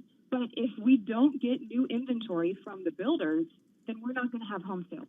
If we don't have home sales, then good luck to all of the companies that are related to the housing market that all of a sudden the banks get hurt. All of a sudden the retailers get hurt. And so the builders are the only game in town right now, and inventory's low already. So we need to see more building right now to be able to keep this momentum going. Ali, that's interesting. Do you think the home builders are going to, do that? Do they have the means to do it? So the reason I laugh is because that's the problem. So entering 2020, we had a lot of builders say, we're going to do more starts than we did in 2019. And then we're having builders tell us now we want to build even more homes than we originally planned for 2020. But now we're running into this problem that builders may be gapping out. All of a sudden, appliances are getting harder to get their hands on because of supply chain challenges. Roofers are going out of business. Lumber prices, I don't need to tell you guys, up 90% since mid-April. So all of a sudden, there's these two problems that the builders are facing. It's real. I have to say, I was away for a week at the beach in a home, and the oven didn't work. And we're like, okay, piece of cake, we call and, get a new oven in. No, there are no ovens, they said, available. And even if there were, there's nobody around to put them in. Like, that's what our world is. I really thought this was going to take another turn, that you were like, I was off for a week, I was lumberjacking, and I just, Jason I saw... Kelly, I am now building homes. Yeah, exactly. Doing it all. And so Allie, synthesize this into an economy. I mean, this is the question that we ask any smart economist that we have on our air, and it comes off of a conversation we just had about the markets, which is this continual disconnect that we seem to be living in between an economy that is uncertain, to say the least, and a market, an equity market at least, that feels very certain about where it's going. What are the data telling you about the health of the overall U.S. economy? Yep, and so I'm going to go into alphabet soup, and I apologize for this. But we've kind of combined it into two different things. So I'm sure you guys have heard about the K-shaped recovery. Yep. If you look at the top half of the K, we have such positive indicators. You have the unemployment rate for those that have a bachelor's degree under 7%. That is good in normal times, and not let alone in the times that we're in today. Anyone that can work from home, any of the companies that are related to this online, this new shift in demand, are doing fantastic, and you see that in the equities market. What you don't see is, some of the stocks are still getting hit, but you see lodging, you see people that can't work from home, you see people that don't have that high of an education level, you see families that are facing pains because of childcare. So they're that bottom half of the K that now all of a sudden you're just facing two completely different economies. And I think the stock market is probably fixating on the hope that the top half of the K can raise the rest of the economy. But my fear is the rising tide can't lift all boats when people are afraid of the virus. So are we easily still in a recession come 2021? Well, I would argue technically we probably are not in a recession anymore based on how the National Bureau of Economic Research does it. But I do for sure think we are still in a very bad place in the economy in 2021. Yes, I think the unemployment rate will still be very high. I think the recovery is still fragile, even though we do see pockets of strength. And geographically, how much does it vary? I mean, I believe you're joining us from California, Allie. I mean, how much does it vary depending on where you are in the country? As you sort of take the data, one level down, how much of it depends on where you are? Yep, and I think it depends on where you are, and it depends on what has happened to not only your state in terms of how much are they having to pay out for the initial jobless claims, how much are their budgets getting hit on the state level. So thinking about California, obviously has been hit quite hard, but also looking at what has been the long-term trend. Places like Austin, Phoenix, Vegas, Raleigh. I know Vegas is crazy to even bucket into that, but there's been so much positive net migration in some of these markets across the country that even as some of the economic data doesn't look as good, if there's positive net migration, a concentration of higher income individuals, and some job diversity, you're definitely seeing it's way different by location. Right. Totally. Yeah, absolutely. Yeah. And we just don't know what the sort of synthesizing some of the things you said, we don't know, what this sort of remote work environment is going to mean for where people live, and a lot of conflicting data out there, to say the least. All right, Allie, well, thank you so much. Chief economist joining us from California at Myers Research, talking about housing, talking about the overall economy. Don't you wonder if, like, a year from now, the book to write is going to be, okay, look, this is the time when so many different things change. People did move out of cities. People did work more from home. I mean, I just do wonder how much of this sticks, because I think the longer this goes on, a lot of it does stick around. Yeah. I mean, I've also seen some sort of contraindications when it comes to like Silicon Valley and San Francisco. That there's a great story via City Lab that we need to talk about at some point. Kelly Contra indicator? Is that what that is? There you go. All right. Let's head down to Washington now. Nancy Lyons is there. She's got World National Headlines. Hey, Nancy. Hey, Jason, after pressure from lawmakers and attorneys general from across the country, Postmaster General Louis DeJoy says he'll hold off on any changes at the Postal Service until after the election. DeJoy, who is a major donor to the Trump campaign, had banned overtime at the Postal Service, decommissioned or destroyed sorting machines, and removed some mailboxes. Democratic Congressman Steny Hoyer of Maryland says he's encouraged by the news. As you may know, a recent development has occurred, which is a good development, but it will not change what we intend to do. DeJoy is scheduled to speak before a Senate committee Friday, a House committee Monday. Democrats believe his efforts were designed to slow down delivery of mail-in ballots. President Trump claims without evidence that mail-in ballots are subject to fraud. Former First Lady Michelle Obama is receiving a scathing review from President Trump for her keynote speech last night at the Democratic National Convention. She described Trump as unfit for office and blasted him for his handling of the pandemic. She gets these fawning reviews. If you gave a real review, it wouldn't be so fawning.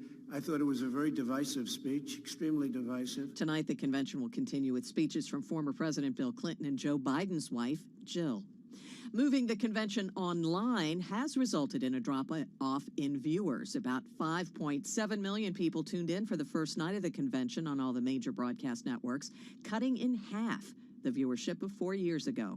Global news 24 hours a day on air and on Bloomberg Quick Take, powered by more than 2,700 journalists and analysts in more than 120 countries. I'm Nancy Lyons. Tiger King or the Democratic National Convention? You make the call. Oh, man. Yeah. I mean, it's kind of like I've seen little snippets of it, and thank you, Nance. But I do think like it's a little different. I heard somebody describe it this morning on one of their morning news shows as like a little bit telethon, a little bit, It's got MTV. a telethon feel about it, yeah. It was And and it's a mix of like the quote unquote like regular folks that they're talking to, and then the famous people, and you see some sort of miscues, and people are looking the wrong way. I'm thinking Room Raider. What would they say on the background? It is a feast for Room Raider. It's unbelievable. Let's talk about this. Yeah. I mean, this is a story that tracking very closely. I'm a Southerner, as you know, by birth and constitution. UNC, University of North Carolina, great school, Tar Heels down in Chapel Hill, North Carolina. Basically, they're going all online now. They had a bunch of outbreaks, really, related to COVID. And a really smart story by Maeve Sheehy, Aisha Diallo, and Maren Wolf from our Bloomberg team, essentially saying, listen, the students called this one. This is, though, first of all, check out the student publications because they have some great headlines on some stories that they were like, we knew that this was going to happen. What's interesting is Alex and I talked about this, Alex Steele and I talked about this yesterday when it broke and broke as a headline, Jason. But it was interesting. I mean, this is happening just a week after school began. And while students say it's no surprise, like we were talking, well, it's interesting. We've all paid. Now all the parents have paid for that semester with expectations you're back at school, and now you're not. Like, all of this is just, I don't know, head shaking. Yeah, well, and this is coming at a time, obviously, where you're talking about college sports happening, not happening. The ACC, of which UNC is a part, they're going to continue playing. So athletes, they're living on campus, but non-athletes living off campus, and so you've got a little bit of blowback there. You've got other big conferences saying they're not going to play at all, like the Big Ten. So we'll see. We're going to continue to follow this. Frat parties, don't do it. Yeah, that's super spreading. This is Bloomberg.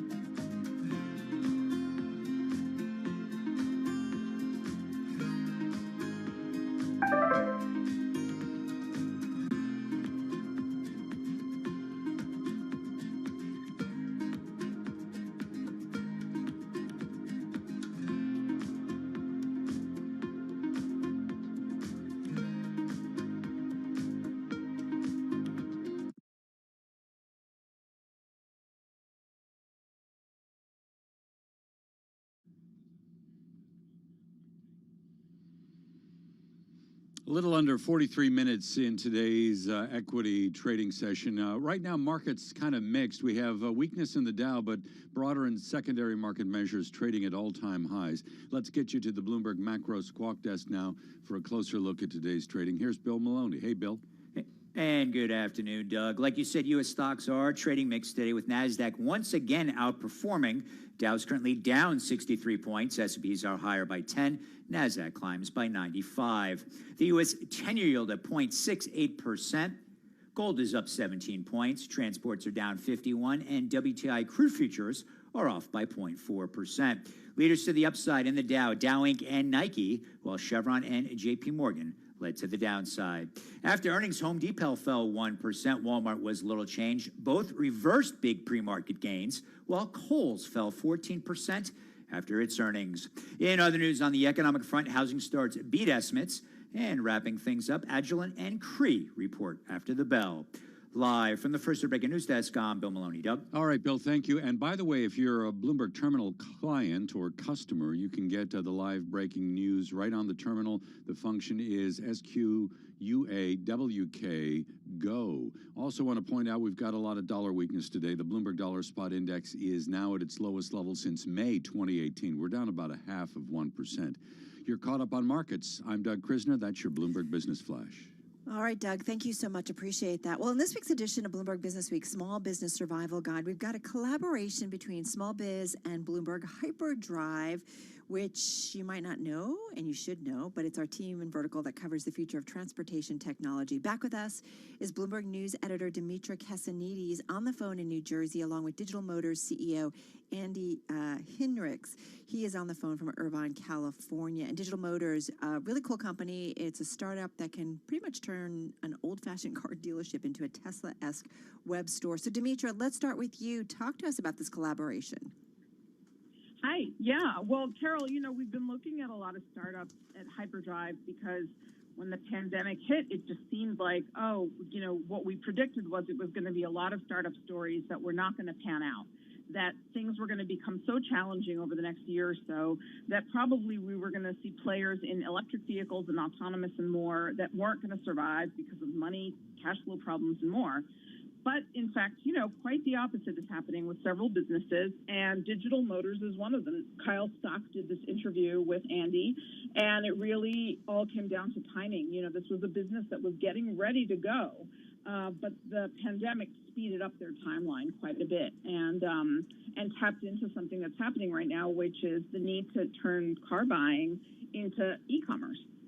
So, Andy, tell us about that. Andy Hinrichs, the CEO of Digital Motors. How were you able to make this pivot, or were you sort of there waiting as all this happened?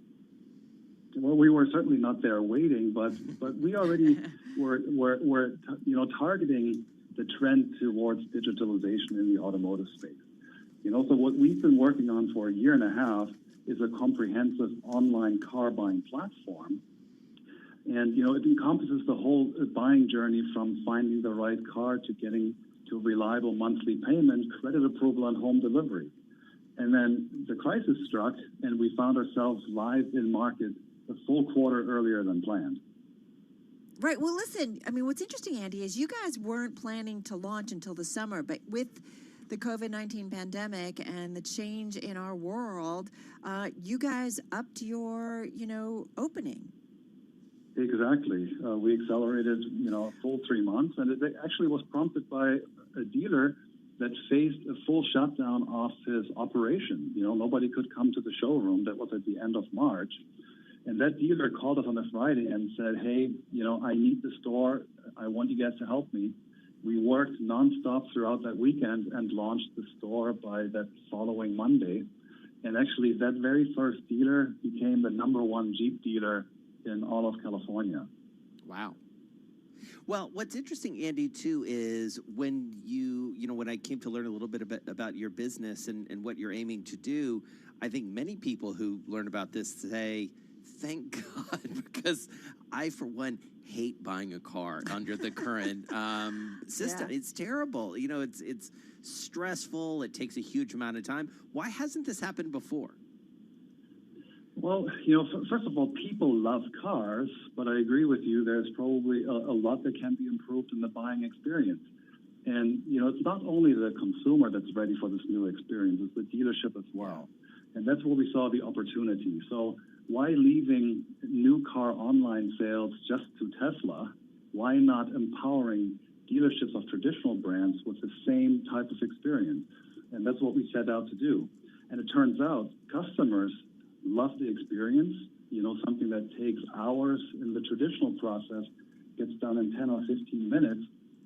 And guess what? The dealerships loves it too, because it's a lot more efficient for them. Rather than tying up all their salespeople with individual customers, the customers walk in, or even don't have to walk in if they choose to have home delivery, and the whole deal is done by the time the person touches it. No kicking the tires. Very different world. Dimitra, I just do wonder, as you guys cover small business and you're also working with Hyperdrive, I mean, you're seeing a lot of small businesses have to pivot, right? Oh, yeah, absolutely. I mean, I think and big businesses. Exactly. Well, all kinds. But, if you think about delivery businesses, we did some stories about that on Hyperdrive recently. Again, a startup where it struck the right deal at the right time with Walmart last summer. And as a result, its business was really just booming these last 8 months. So, and again, I think it's similar to Digital Motors' story. It's not necessarily that these folks saw the pandemic coming. They happened to be working towards something where they really recognized a big need in the market, and the pandemic just really sped that up and heightened the need. And so, so for us, it's been a nice experience of really discovering more of these stories that aren't the very big challenges and the stories about the businesses, going away and never coming back. And that's kind of a nice thing to focus on. So. Totally. You might say in this case, Carol, the pandemic threw it into hyperdrive. See what I did there? All right, Dimitra Kasanides, thank you so much. Apparently you need more vacation. The editor and editor for Bloomberg. She works across so many of the big elements and big efforts that we have going on. Our thanks to Andy Hendricks. He is the CEO of Digital Motors. He joined us on the phone from Irvine, California. Finding a lot of good stories in Irvine, California today, Carol. There's a lot going on, right? The OC. It's the OC, man. Come on. You're so cool, You're so cool, Jason Kelly. I know. How'd you get that way? Yeah, you missed Maybe me. Debbie can provide some insight. All right, read more stories like this related to small business at the Small Business Survival Guide. Find that at Bloomberg.com. Coming up, chart of the day. Yeah, chart of the day. It was so much fun doing that with Alex. You and I are going to talk about this because you won't believe one of the songs she missed. No. But she was so much fun.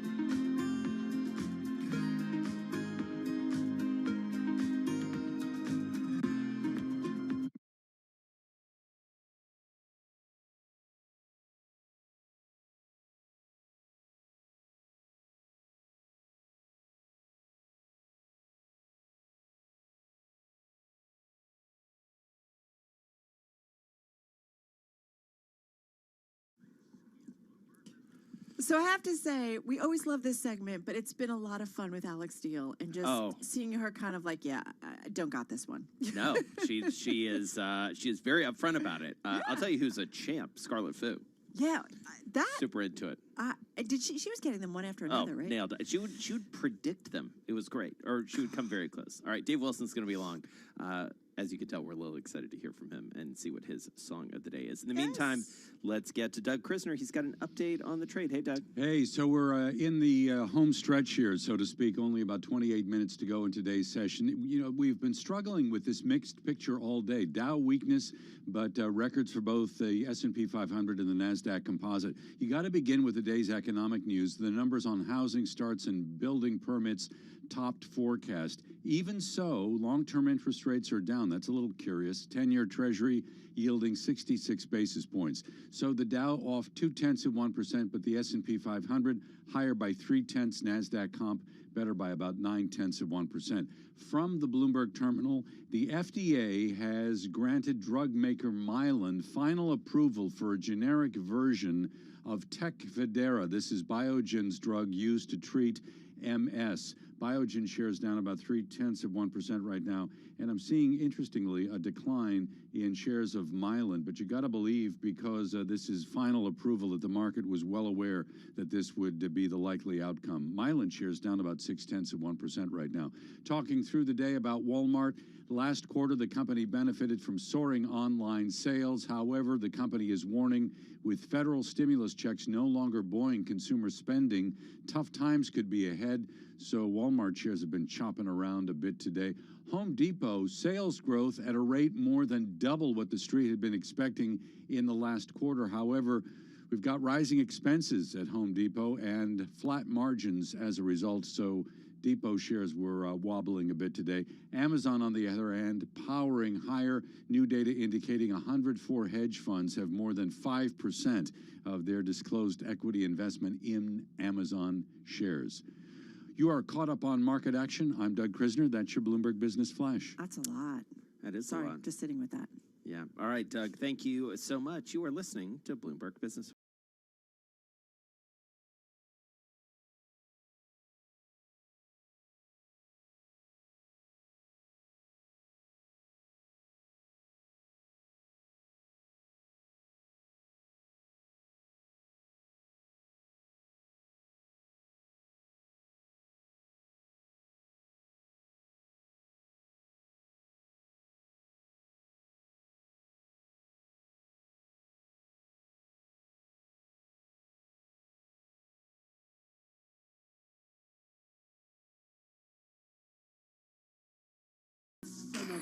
Yeah, there you go. It's like the teacher. I'll All give right, you a little so, extra credit here. Hold on. Before we get into this, what did Alex Oh, Steele miss? Okay.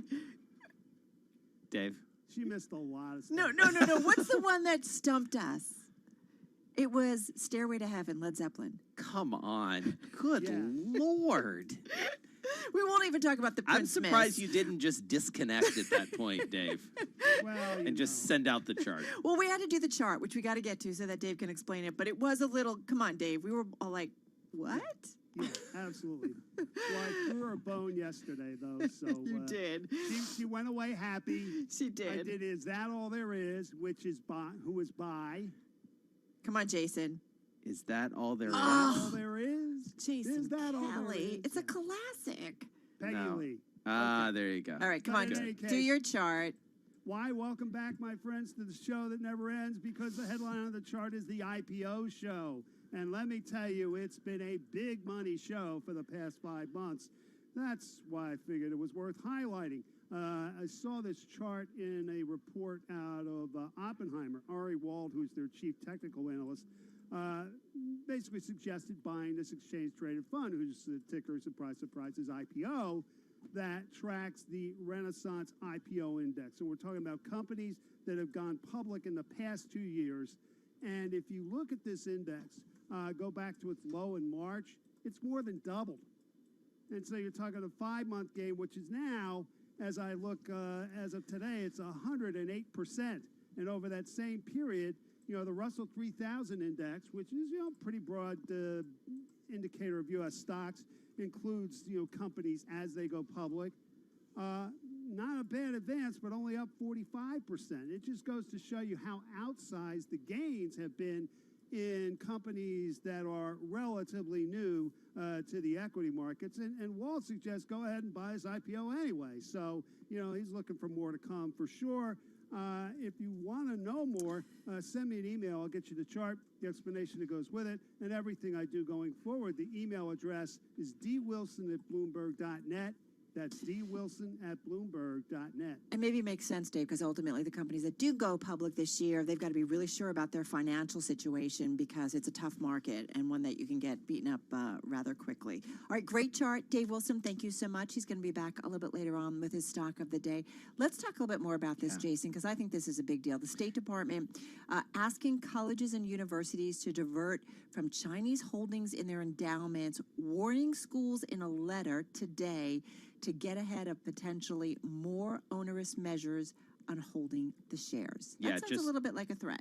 Just to be clear, divest. So basically sell completely, which is pretty amazing. And just given endowments are the way that colleges fund themselves. We talk a lot about them when it comes to private equity and hedge funds, and they're a massive player in the market. And this is the government essentially saying, you got to get out of this. Well, Billions remember, of dollars. go back to apartheid, right? Remember all of the protests and universities who were, pretty much as a result of their student body pushing back, and they ultimately had to get rid of those investments that they held in South Africa. So, here's what they say. This Undersecretary for Economic Growth, Energy and Environment wrote in a letter addressed to the Board of Directors of American Universities and Colleges. Boards of U.S. university endowments would be prudent to divest from People's Republic of China firms' stocks in the likely outcome that enhanced listing standards lead to a wholesale delisting of PRC firms from U.S. exchanges by the end of next year. That's a lot more loaded, Jason. Right, and there are a lot of questions that come from this. I mean, one of which is, does this mean that colleges and universities need to divest from venture capital funds and private equity funds that ultimately invest in these sorts of companies? This is how the Alibabas of the world and the Tencents and others have been funded over time. And this has been a source of big returns, but also a really rich source of money for those Chinese companies. We have talked, a lot about decoupling. This is another leg of that, for sure. The other thing is, we got an election, folks, in November. So how much weight do you really put into something like this, right? That, what in terms of, now I want to know the calendar, the timeline for all of this, because come November, we could have somebody else sitting in the White House, and that would change this completely. Yeah, good scoop by Kevin Cirilli and Shilly Banjo on the Bloomberg, already one of the most read. Let's get down to Washington now. Nancy Lyons is there with some world and national headlines. Hey, Nancy. Thanks, Jason. The mail will get through. That comes after Postmaster General Louis DeJoy did an about-face today on what he called cost-saving measures for the Postal Service. DeJoy, a longtime Republican financier, is now going to put off changes like reduced overtime, elimination of sorting machines, and the removal of collection boxes until after the election. Congresswoman Jennifer Wexton of Virginia applauded her fellow members for their efforts on the postal pushback. Louis DeJoy has messed with the wrong community. It's obviously touched a nerve, and they got caught red-handed. DeJoy is scheduled to appear before a Senate committee Friday and a House committee on Monday. President Trump today commemorated the 100th anniversary of the 19th Amendment, granting women the right to vote, by pardoning suffragist Susan B. Anthony. She was arrested after voting illegally in 1872. She got a pardon for a lot of other women, and she didn't put her name on the list, so she was never pardoned. Trump has been losing support among women, with some polls showing his rival Joe Biden leading him by 23 percentage points among women voters. Health officials are tracking cell phone data to see if last weekend's motorcycle rally in Sturgis, South Dakota, causes community spread of the coronavirus. Many of the attendees went maskless. The research firm SafeGraph says the information it gathered shows that visitors hailed from at least 39 states and 680 counties. California is facing another round of rolling blackouts today as temperatures remain in the triple digits. Global news 24 hours a day on air and on Bloomberg Quick Take, powered by more than 2,700 journalists and analysts in more than 120 countries. I'm Nancy Lyons. Nance. Thanks so much. Bloomberg. Well, let's talk a little bit about that story that Nancy was just talking about, Carol. Yeah. Because you flagged it as well.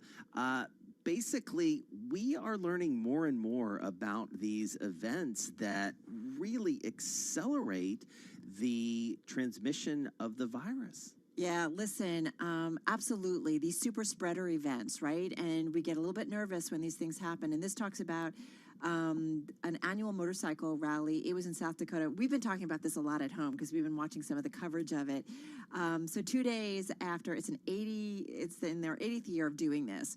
So 2 days after it came to an end, health officials across the country are watching to see if folks who were at that rally, it was the largest U.S. mass gathering since March. Let's see what happens if we start to see a COVID-19 spread, especially as they all went to South Dakota for the rally and then they all went back home. Right. Right. Yeah. And apparently a lot of them, not many were wearing masks. Yeah, I mean, identifying these events and how they're spread, I mentioned this briefly earlier. There's a great story in the latest edition of The New Yorker by Charles Bethea. He is based down in Atlanta, and he writes about this prep school called Lovett, which is one of the fancy prep schools in Atlanta. There are half a dozen of them that sort of fit that category. And it's a deep dive story that talks about some graduation parties, but then also the difficulty that people had that the government had in tracing, because they identified this party, they contacted people, and people were like, not talking to you, and essentially said, we're going to handle it on our own. And it becomes a very complicated picture. And when you put that up against like people not getting vaccinated or going to private doctors and not cooperating, it's a mess. Well, you do wonder if we're gonna get to kind of like community policing, where like you see your neighbors doing something, do you call on them, and then are people fined or are people arrested, and then what does that kind of do to our community? I don't know what the answer is, Jason. I feel like this is so tricky. These are some of the toughest questions of our time. Absolutely, yeah. We'll keep an eye on it, that's for sure. But one of the most read stories on the Bloomberg. This is Bloomberg.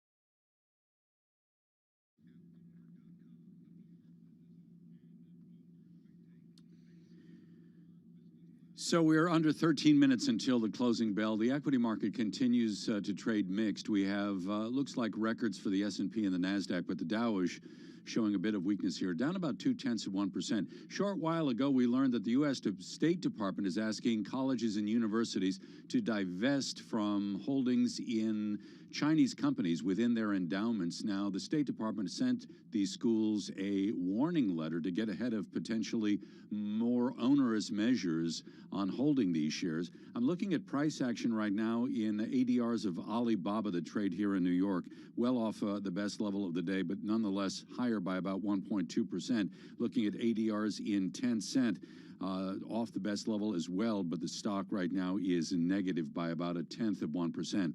So within the overall market, if you were to kind of try to put your finger on the pulse of what's happening, weakness in energy, notably Chevron shares, which are being hard hit, stocks down about 2%. But on the positive side, Amazon looks like it's going to close at a record high today. Shares are up by more than 4.3% right now. In terms of the interest rate picture, long-term rates coming in by a little more than 2 basis points. If you look at the U.S. 10-year, right now trading at 66 basis points. A lot more dollar weakness today. If we hold at these levels, it will be a 5th straight session where we have seen the dollar on the back foot. Right now, Bloomberg dollar spot down 0.5%. We've got a stronger yen, stronger euro, stronger offshore Chinese yuan. You're caught up on markets. I'm Doug Krisner, and that's your Bloomberg Business Flash.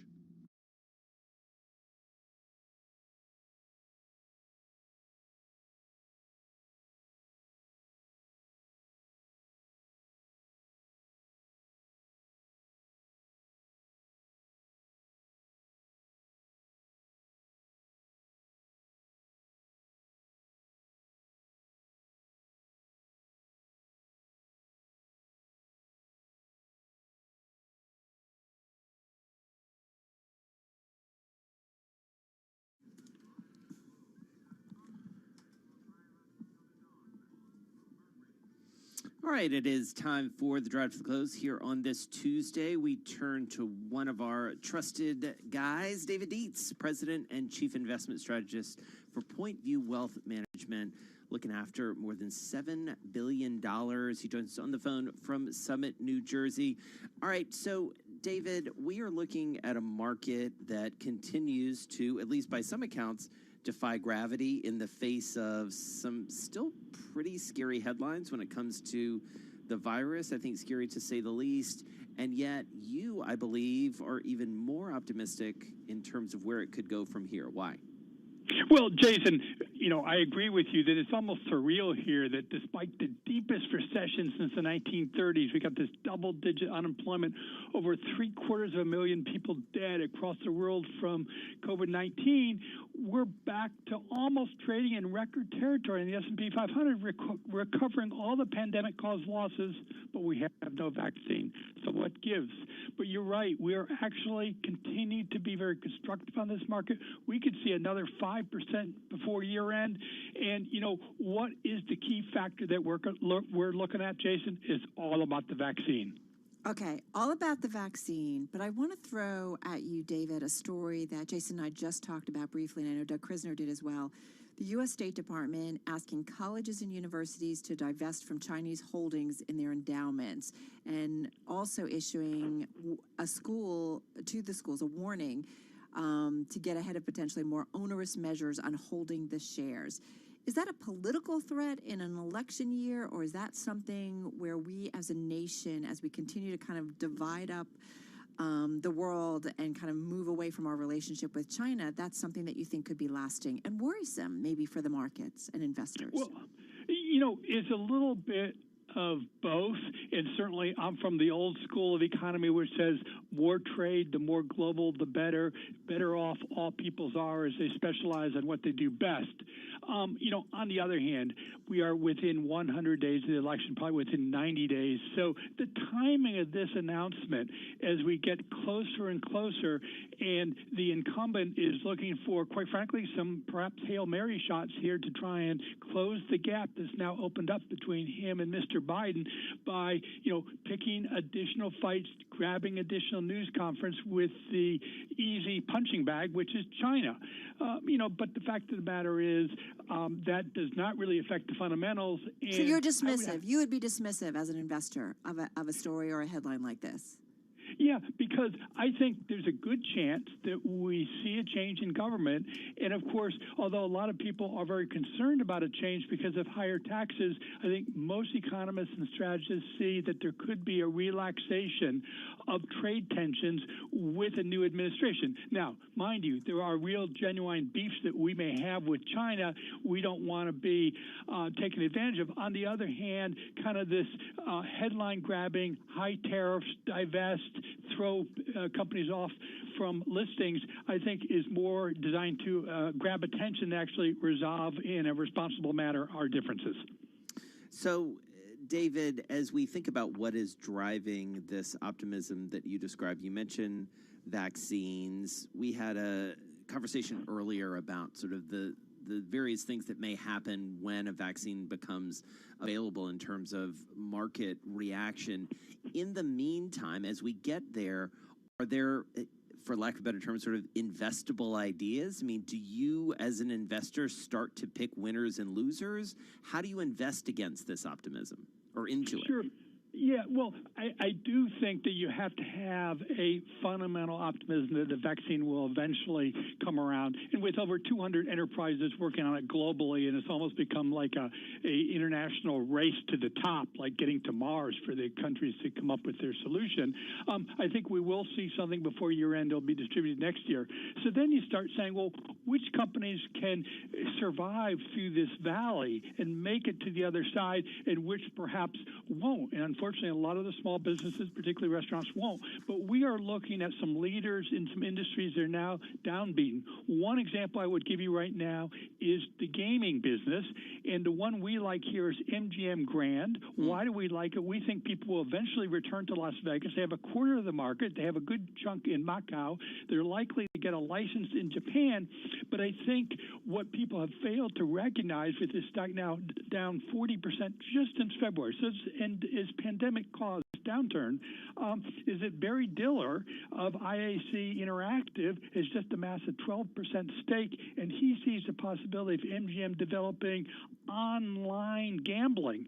And although I'm not a big fan of gambling myself, other than the stock market, I guess, it is coming, and I think more and more states are going to embrace it as they need to look for ways to close their budget gaps.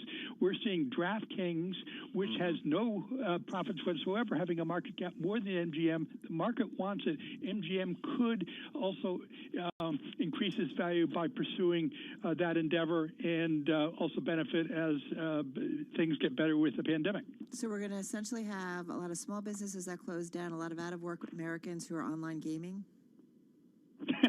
Well, we've already seen that. People with their stimulus checks and more time, we have seen in brokerage venues like Robinhood and sports gaming, to the extent there's sports, a huge surge of interest.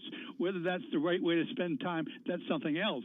But we're seeing it, and I think some of these companies that have a pole position now will ultimately be able to benefit from that. All right. David Dietz, always good to catch up with you. Thank you so much for your time. President, Chief Investment Strategist at Point View Wealth Management, joining us on the phone from Summit, New Jersey. And listen, this market, it's a grind. It's grinding higher. But it's a reminder, too, that, there's always a way to make money. And you just got to kind of watch and see how things are evolving in terms of the economy and the marketplace. That's for sure. All right, stick around, folks. Shaker. We're going to be getting to our movers and shakers in just a minute. In the meantime, you're listening to Bloomberg Business Week right here on Bloomberg Radio.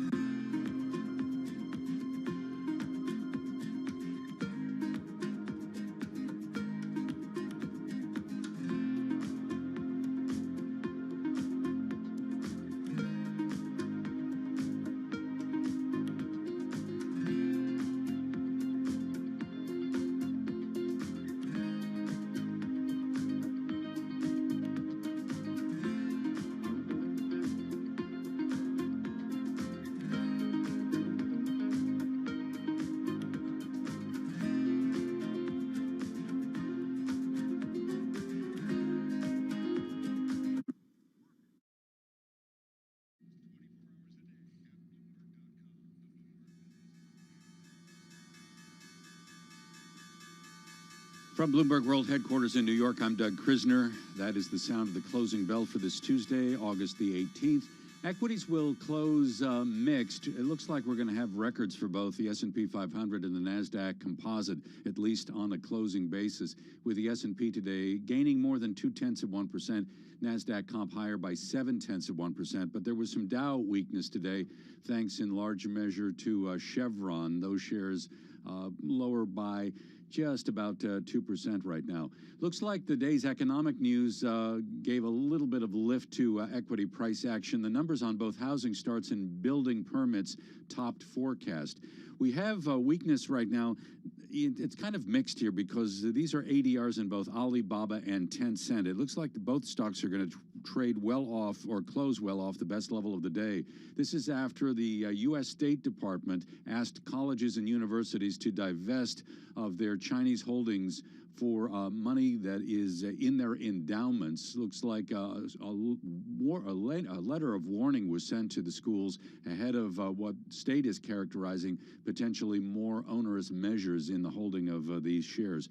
A bright spot, clearly, Amazon stock was up by more than 4% today. That was some new data that we were able to take a look at. 104 hedge funds have now more than 5% of their disclosed investment in Amazon. Tesla also finishing at an all-time high today with a gain of about 2%. By the way, looks like Amazon will finish at a record.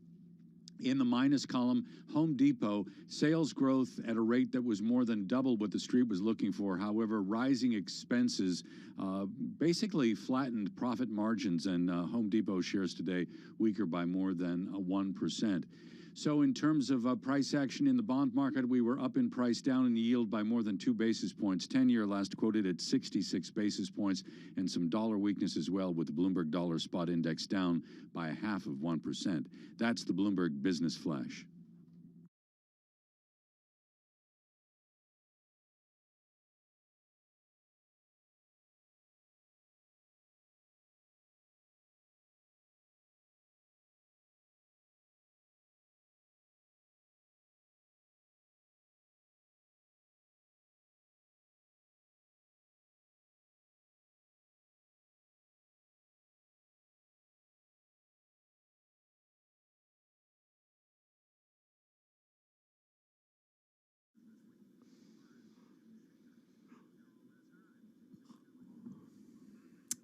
All right, everybody, time to take a look at some of the stocks on the move for the Tuesday trade. And man, if I just look at the biggest gainers in the S&P 500, it is those big tech names. Doug Krisner mentioning some of them. We'll go through it in just a moment. Big picture, though, 171 names in the S&P 500 higher today, 333 lower, 1 unchanged. Take a look at the 11 major industry groups, Jason, in the S&P 500. Consumer discretionary, top of the pack, up 1.4%. Bottom of the pack, energy, down about 1.8%. Yeah, what a funky trade. I mean, yes, I just agreed. had someone message me something that just said, record close, ? And then something unprintable. Like, I mean, essentially, like, what the heck is going on? I mean, it really just defies everything. I mean, and I say this as someone, I mean, in part, I think I'm viewing this sort of personally, the fact, like, I'm quarantined in my house right now. Jason is not allowed to play with anyone right now, everybody. No friends can come over. But it is sort of remarkable, you know, that we're in a state, I'm in a state, New York, that there are now 35 states and territories where if you go there or if you're coming from there, you cannot interact with anybody for 2 weeks. And people are like, let's buy some stocks. Yeah, right. Listen, it's this constant disconnect between Main Street and Wall Street and trying to make sense of it. And I thought it was interesting what we heard from David Dietz talking about a lot of small businesses that are going to go, under. And I keep thinking, well, wait a minute, small businesses equals the U.S. economy largely. So what does that ultimately mean for us? Maybe we're not feeling it right now, as we heard from our eco guest, that maybe, the numbers and things are feeling better. But yet, I wonder what the fourth quarter and maybe the first quarter starts to look like and what it means. One of the things that does help explain it is your number one gainer in the S&P today. Amazon. Bing. Yeah. Obviously an incredible run that company has had. People are more and more reliant on it for all the reasons that we've just described in many ways. It's up 79% this year. Yeah. So there you go, and only getting more and more powerful. I mean, what's its market cap at this point? It is 1.65 trillion. Sorry, trillion with a tr. 1.6 trillion. Yeah, it's sort of With a tr. amazing when you think about that. And on the other side of it, you look at one of your worst performers. I think your worst performer is Kohl's. Retail. So it's not an accident in many ways, and I think it is worth noting, and it was noted in this story that we talked about earlier when it comes to the market's anticipated reaction to a vaccine.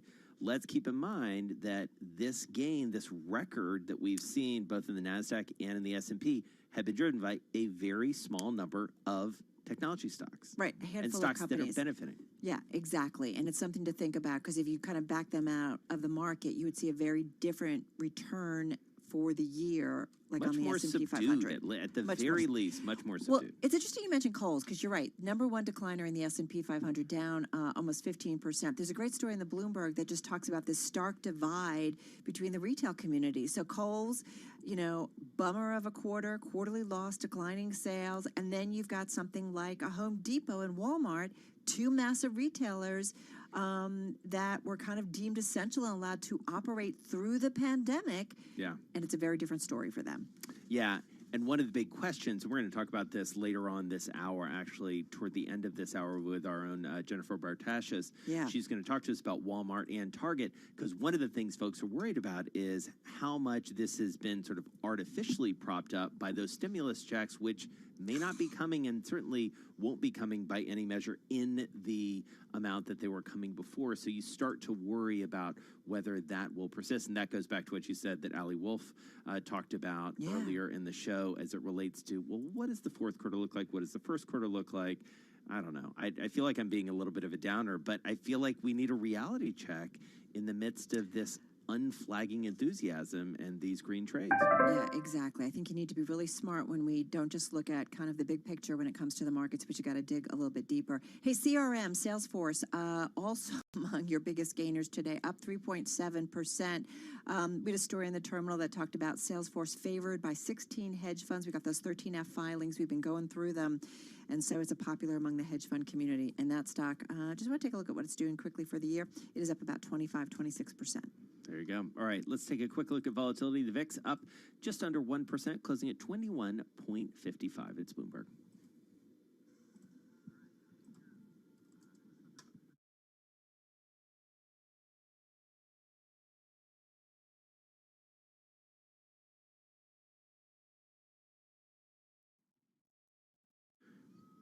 Hey, Mr. Wilson, Dave Wilson back with us. What's your stock?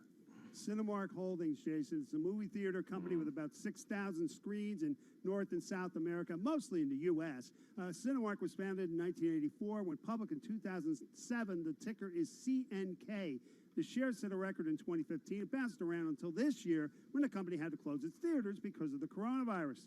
Cinemark fell as much as 83% to reach a record low in March. Now, the shares have stayed down even as businesses started coming back. The company reopened theaters in its home state of Texas in June and began a wider U.S. reopening last weekend.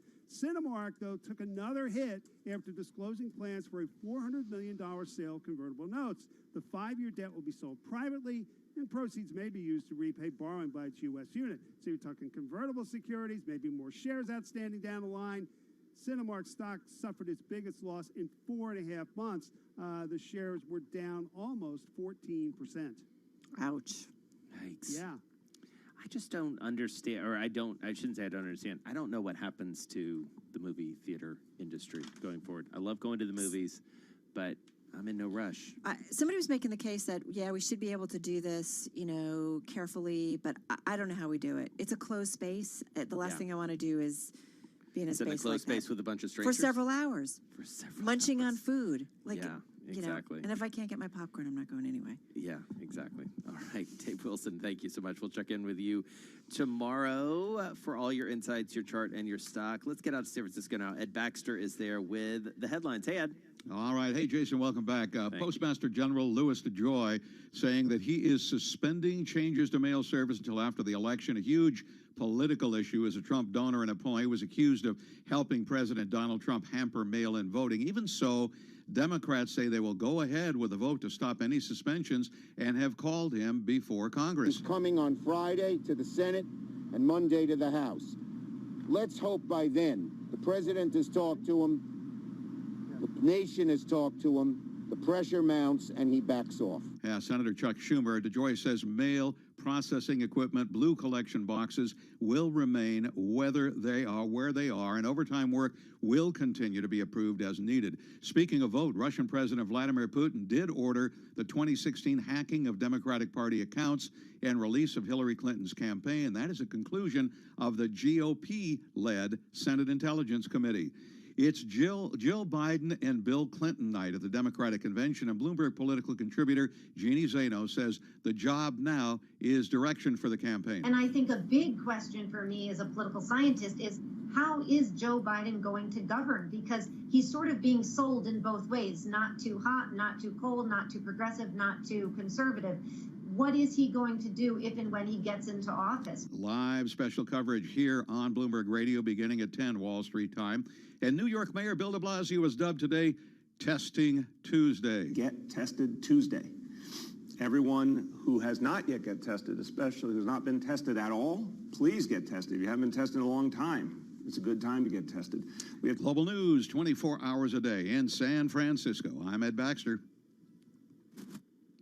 All right, Ed, thank you so much. Coming up, we're going to check in with Jeannie Zaino, get a preview of what may happen as the Democratic National Convention goes on. You know, one of our guests earlier, William Yates, he said of a vaccine, it's going to be a win, but not a magic trick. Well, exactly. And you need to keep that in mind. Anthony Fauci, of course, the top doc when it comes to COVID-19 and the top U.S. infectious disease specialist, he says, he caught up with our Quick Take team, he says even with a vaccine being widely available, it will take time to get back to normal and that the U.S. should not abandon public health measures immediately. Read that as social distancing, wear a mask. He spoke with Bloomberg Quick Take's Madison Mills.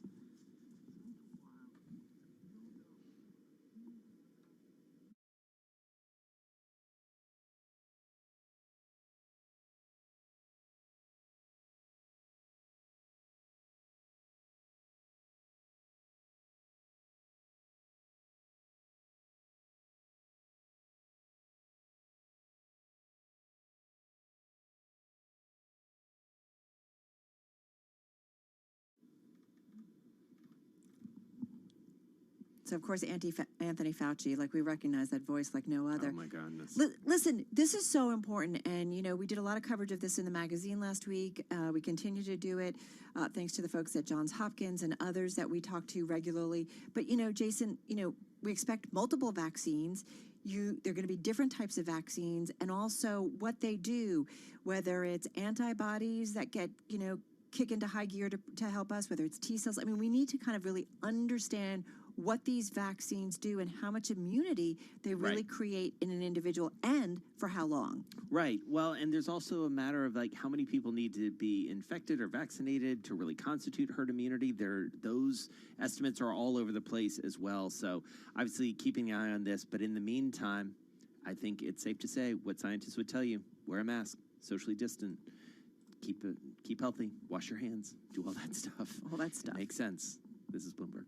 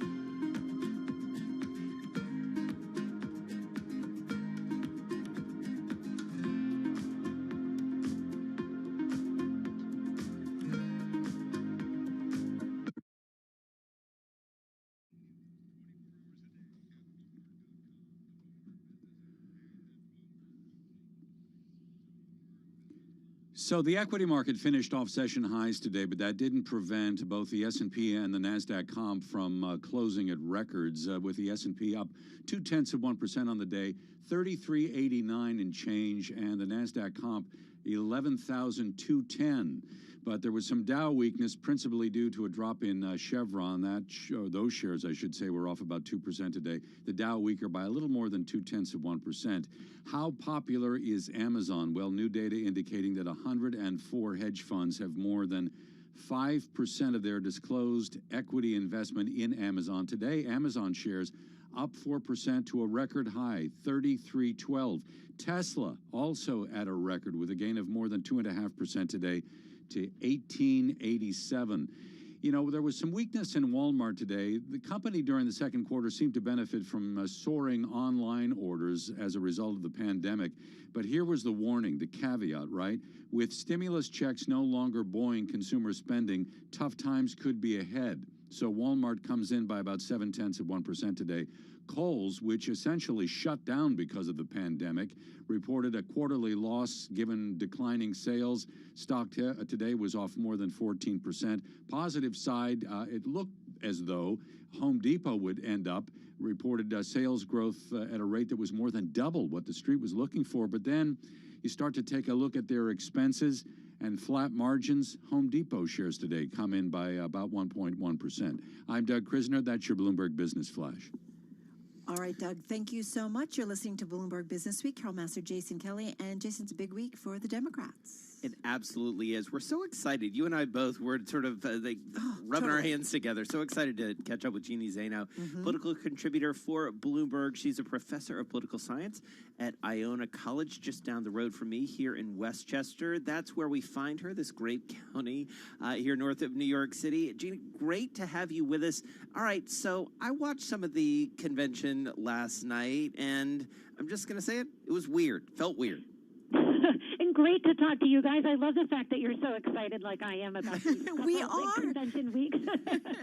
It's a reminder, right? It's an election year. Absolutely, and I mean, it's been so hard this year, but, you know, I love election year. But, yeah, no, I have to agree. I wasn't quite sure what to expect. And, you know, I have to say, I think the Democrats did better than I thought in terms of the, you know, getting it to go off without a hitch. I mean, so many moving parts. You guys know better than I do how much goes into a production like that, the hundreds of people. And, you know, they basically did it without a hitch. But, you know, I think I was reading somewhere, and I think there is some truth to this, that, you know, I haven't seen the numbers, at least myself, but I am curious if it was able to sustain the attention of the American people, and, you know, how sort of insiders felt about it, who are so used to convening in person to celebrate and to have this, you know, once every 4 years event versus having it online. And then were they able to hold an audience and get their message across, which is the most important thing for them, and, of course, Republicans next week. I'm just looking at one story, Deadline. First night drew about 25% fewer viewers across six networks than in 2016, drawing about 18.7 million in the 10 to 11:15 ET time frame. So kind of interesting. Yeah. Yeah, and you know, I'm so glad you said that, because I have not seen those numbers, and I also wonder by extension, because this was, you know, obviously broadcast but also online. So would that pick up people? Like, I know several of the young people I've talked to today said, "Oh, I watched the highlights afterwards." Like, these are not people who watch things live. They all look later when it's done, and the old people have watched. They come back and they see what they're interested in. So, you know, I don't know if it has like a second, you know, life after that or not. I'm really not sure. I will say from 9 to 11 time frame. Let me just I'm just looking at some of the. This doesn't matter. Just the network breakdown. What I do wonder, what you just said though, is, you know, our younger people, I look at the younger people in my family, folks, you know, 20, early 30s, even some teenagers, they're really interested in this election cycle. And those that can vote will vote. Yeah, I mean, I always feel that way. I feel a little bit biased because I teach people interested in government, so they come with this sort of excitement and bias, but I seldom meet young people who aren't interested. That doesn't mean that they all think that voting is important or they agree that their voice is going to matter, but most of the students I talk to and work with do have a real interest, and that's why I'm sort of curious tonight, because the DNC has this sort of throwback thing with Bill Clinton, John Kerry, Chuck Schumer, and then this like look forward thing with AOC and some of the others that I think, I'm curious to see how that goes over, because there's quite a divide there between sort of a backwards and a forward-looking group, if you will. Right. Well, and Jeannie, it's interesting because we heard a little bit of what you said to our colleagues earlier on Bloomberg Television, which is that it feels like the Biden campaign, to some extent, wants him to be so many things to so many different people, which feels like a safe and yet at the same time sort of dangerous strategy here. Yeah. I mean, this is what is just astounding to me. He is, being painted last night as all things to all people. And so, you're sort of scratching your head, is Biden a moderate? Is he a progressive? You've got Sanders, assuring progressives he won't be too moderate. And you've got Kasich assuring conservatives and moderates he won't be too liberal. And this is a guy with a long record. He's been in public service a long time. And oddly, you look at some of the polls, and they still suggest that people don't quite have a real understanding as to who he is. And I think they're able now to paint him sort of as this everyman, which is, a great way to get people out to the polls. But as we think about governing and policy making and all of the things you guys talk about all day long, economic policy, health policy, foreign policy, all these things, trade, China, who is Joe Biden going to be if he wins? I was struck by Bernie Sanders saying repeatedly over the last week or so that if Biden wins, the next day he will push him to be more progressive. I think they're setting themselves up for quite a inter-party squabble, if you will. All right, Jeannie, hold that thought. I mean, Jason and I have a slew of more questions, which is why we are so delighted that you're going to hang around and come back and talk some more, because a lot more to come. We're talking with Bloomberg News political contributor and Iona College professor of political science, Jeannie Zaino. Man, I have a ton of more questions. I do too. I mean, in part, one of the things I want to hear from Jeannie is who stands to potentially be the breakout here. You think back to Barack Obama, back earlier this century, who burst onto the scene and probably doesn't get the national profile that allows him to become president without that convention speech. Can you still do that in a virtual environment? Obviously, the former First Lady last night was the person, including the president, that everyone was talking about today. John Kasich, she mentioned. So, and, the roster of people speaking today, it's fascinating. Yeah, totally. All right, we're going to continue with that. We're talking more politics. We're talking more the Democratic National Convention right here on Bloomberg Radio.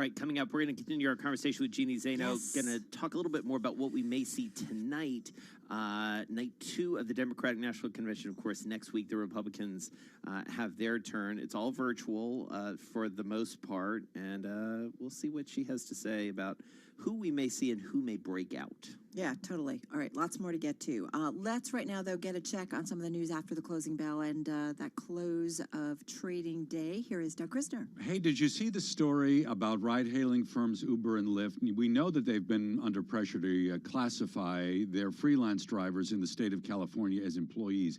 But now we are told the companies are looking at a couple of options. Here's one: licensing their brands to operators of vehicle fleets within California. So it's kind of like a franchise model. Look at the price action today. In Uber, stock was up 2%. Lyft shares gaining about 2.8% today. Overall, the equity market was mixed. We did have a weakness in Chevron, leading the Dow down by about 0.2%. But for the S&P and the NASDAQ comp, record highs. Amazon out in front of this advance. Shares finished up 4% to an all-time high, 33.12. Couple of things going on here. One, new data indicating that 104 hedge funds now have more than 5% of their disclosed equity investments in Amazon. And then at the same time today, the Wall Street Journal reporting that Amazon is expanding its physical offices in 6 U.S. cities, adding thousands of corporate jobs in those areas. Places like Dallas, Detroit, Denver, New York is on the list, along with Phoenix and San Diego. And while we're talking records, Tesla, all-time high, 1887. Today we were up about 2.5%. The day doesn't go by without some losers, and we got to single out Kohl's. Stock was down more than 14% today. As a result of the pandemic and shuttered stores, a quarterly loss and a big drop in sales. Some dollar weakness today, too, with the Bloomberg Dollar Spot Index dropping about 0.5%. You're caught up on markets. I'm Doug Krisner, and that's your Bloomberg Business Flash. All right, Doug, really appreciate it. Just want to mention a headline crossing the Bloomberg. Goldman Sachs confirming a settlement agreement with Malaysia, the government of Malaysia, and in 1MDB. Of course, this was their sovereign wealth fund and was certainly something that was a bit of a overhang, to say the least. The scandal to end all scandals there right. at Goldman. Wasn't this something that provided a lot of fodder for page Lord. 6? All right, let's get back to politics, because with us right now is Bloomberg News political contributor and Iona College professor of political science, Jeannie Zaino, with us on the phone from Westchester. I do want to move to the Republican side. I have one last question, though, when it comes to the Democrats. Do you feel like that there's a lot being kind of sideshows around Joe Biden, and it really makes him, like, I feel like they're like he's not really involved or not really engaged, and we're trying to kind of do all the bells and whistles around him? Yeah, I mean, we did see him briefly last night, or a little more than I think many of us thought we would. But I think this has been sort of a common complaint, not just in the convention, but on the campaign trail. And certainly we've heard the president and his team criticize the fact that they feel like Joe Biden himself isn't out there enough. And Are they right? Are they right, Jeannie? Well, on the one hand, they will say it's because of the pandemic. On the other hand, I have to say, and it's probably the person who loves the press in me, that I wish he would be out talking to people and reporters more, as much as you can, and being safe and healthy and everything else. I would like him to be out there, because I do think, again, and we talked about this, that he, in terms of what he has in mind in terms of policy, for instance, is not clear still to some people, and I think he needs to be out there talking about it himself. So certainly we'll see him on Thursday night, make his big speech, and they're going to be setting it up all week. But I do think this is a concern for the campaign, that he's got to be out there and answering questions. And so, Jeannie, as we think about next week, and we think about even this week, as the president, barnstorms a little bit, he heads to Iowa. He was in Minneapolis yesterday. In fact, you heard Senator Amy Klobuchar talk about the fact that the president was in the same state she was as she was addressing the Democrats. I mean, what is the net difference, I guess, in all of this? And maybe history, we won't know until after the fact what the net effect of these remote conventions are. But what does it change from a political science perspective, from someone who knows the mechanics of this so well? What potentially changes because of the nature of these conventions? You know, I think that this is, I mean, we've all talked about this as sort of just such a sort of strange moment.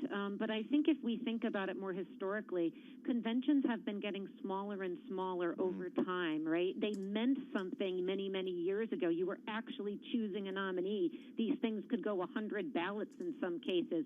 You know, unexpected things happened. You know, Ronald Reagan choosing his vice president. But, you know, that has become less and less the case, and it's become more of a made-for-TV commercial, and then last night morphed into the sort of this, you know, infomercial. So I think that this is, you know, oddly in keeping with what we've seen about conventions. These are, you know, long, extended fundraising opportunities for the party. And for that reason, I'm curious to see, for instance, does Biden even get a bump out of this thing? You know, normally, even in 2016, it wasn't the best convention, but, you know, Clinton got a bump out of that. I'm not even convinced that he will. So I do think they matter less and less. And to me, that's a problem because, you know, conventions and debates during the general election stage are the two times when everybody is focused on the candidate and the campaign and able really to watch them in sort of real time and get a sense as to who this is. And, you know, the less important those become, the less attention young people pay or people pay to them. You know, I think that's a shame. So I do wish there was, you know, they mattered a little more and they were less produced, although I understand in a pandemic that was unavoidable to a certain extent. I heard somebody describe it as a Jerry Lewis telethon, an infomercial, and kind of an MTV video all in one, which I thought was kind of perfect, was really perfect. So listen, got about a minute left. Republican side, we're just going to get the Republican version of this as well? I think so, you know, although it's Donald Trump. And I have to say, you know, nobody does it better in terms of, you know, broadcasting and production than Donald Trump. And part of the reason is he's so unexpected. I mean, you just don't know what's going to happen next. I mean, I'm just thinking really quickly tonight, Alexandria Ocasio-Cortez, she too is amazing on social media. And yet that was all, I understand, pre-taped and edited. So, you know, it's not like you can have one of those moments off the cuff. And so part of my question about next week is, will the president do something quite unexpected, draw a viral moment or two? And it may still happen with the Democrats, but I think with Trump, you know, sort of the unexpected, we may see something like that. Well, I mean, the unexpected thing we know that is going to happen and unprecedented is that all indications are he's going to be speaking from the White House, which is obviously that's a good point. An unbelievable and unprecedented difference in many ways. Jeannie Zaino, we could You're talk the to you best. all day. You're the best. Thank you so much. Professor of Political Science at Iona College. We're fortunate to have her as a political contributor here at Bloomberg. We know she'll be watching closely. We're going to check in with her as the next couple weeks go along. All right, let's get back to World and National News headlines. For that, let's turn things over to Ed Baxter in San Francisco. Hey, Ed. Hi, Carol. Hi, Jason. The FDA has approved a new coronavirus testing process. Task Force member Admiral Brett Gingwah. It's basically spit in a tube. It does not need a swab. It does not need the special transport media. It does not need some of these chemical reagents called extraction reagents. So it skips many steps up front. Yeah, on ABC, he says it's faster and less invasive and needs to be used now. Meanwhile, Coronavirus Task Force Coordinator Dr. Deborah Birx is out in the public for a second straight day. It doesn't matter if you're a Democrat or a Republican. You need to wear a mask and socially distance. You need to not have parties in your backyard and in your living room, and we need to stop the spread of this virus because we can. And she says more testing needs to be done in nursing homes and there cannot be large parties. Postmaster General Louis DeJoy is suspending any changes to the mail service until after the election. That means leaving the blue boxes out, processing equipment intact, overtime when approved. But Democrats will move forward. Representative Jennifer Wexton says President Trump and Trump donor Postmaster General DeJoy were caught red-handed, her words, and she is skeptical of what he says now. We're still going to return to Washington on Saturday. We're still going to pass this legislation. We're still going to send it over to the Senate. And if Louis DeJoy and Donald Trump are serious about protecting the Postal Service, they will give their blessing to this legislation, and Donald Trump will sign it into law when it passes the Senate. And DeJoy scheduled before the Senate Friday, Monday to the House. Here in California, bracing for another round of rolling blackouts. They are telling us today that it'll be a record all-time demand day, and the grid already pushed to the brink of failure. So we're holding on here very tightly. In San Francisco, I'm Ed Baxter. This is Bloomberg. All right. right, so thank you, Ed. Let's talk a little bit more about the conventions if we can, because I think it's important to note, and we touched on this briefly with Jeannie, Zaino, Carol. Yeah. Not as many people are watching. It is, and I do think that part of it is this anticipation that it's very scripted. You know, you did have some live presentations last night, but former First Lady Michelle Obama, that was taped. We knew what she was going to say. If you I were saw watching any of the snippets on the coverage, news programs ahead of it. yeah. So that's something where some of the drama is out of it. Although I will say, I think setting all politics aside, it was still a very dramatic speech, and she got the most airtime of anybody. Totally. She actually got more airtime than Eva Longoria did. So it'll be interesting to see as the week goes on. Why are you laughing? It's just well, Eva funny. Longoria was the host. I know, Did you and watch? that's what's kind of interesting. Like, who's hosting these events? Like, it's really got this celeb feel. Yeah. Right? Yeah. And that's why I think they people have say to have sort of an MC, and Right. I mean, and like as we would say in our business, sort of like the different tosses to people, and they're talking to like regular folks, and they've got them all up on the screen. And there was one moment, I don't know how closely you were watching it. There was one moment in the very first segment where there was a guy sort of talking about the effect of the pandemic and all the economic things, and you could hear someone sort of like happens with us, with someone like coming into the room. You could hear the like the door. It's like, I am on the convention right now. I don't need a sandwich. I'm a little busy. But even like the musical acts, I was watching kind of like a rundown, and it's like, here's who's performing at the DNC, and it's just like kind of interesting, star-studded event. Like, I'm just reading through some of kind of the takes on the convention coverage. So that could be why people are tuning out. I mean, also to Jeannie's point, I do think a lot of people are like, yeah, I'll catch the highlights. It's like, I don't watch the late night shows anymore. I don't watch the Tonight Show or any of that. It's like, if it's cool, it's going to be on YouTube. Right. People will cover it. Or Although else it's on that's Twitter. sad, right? Because sometimes we need to see the longer conversations. Just saying.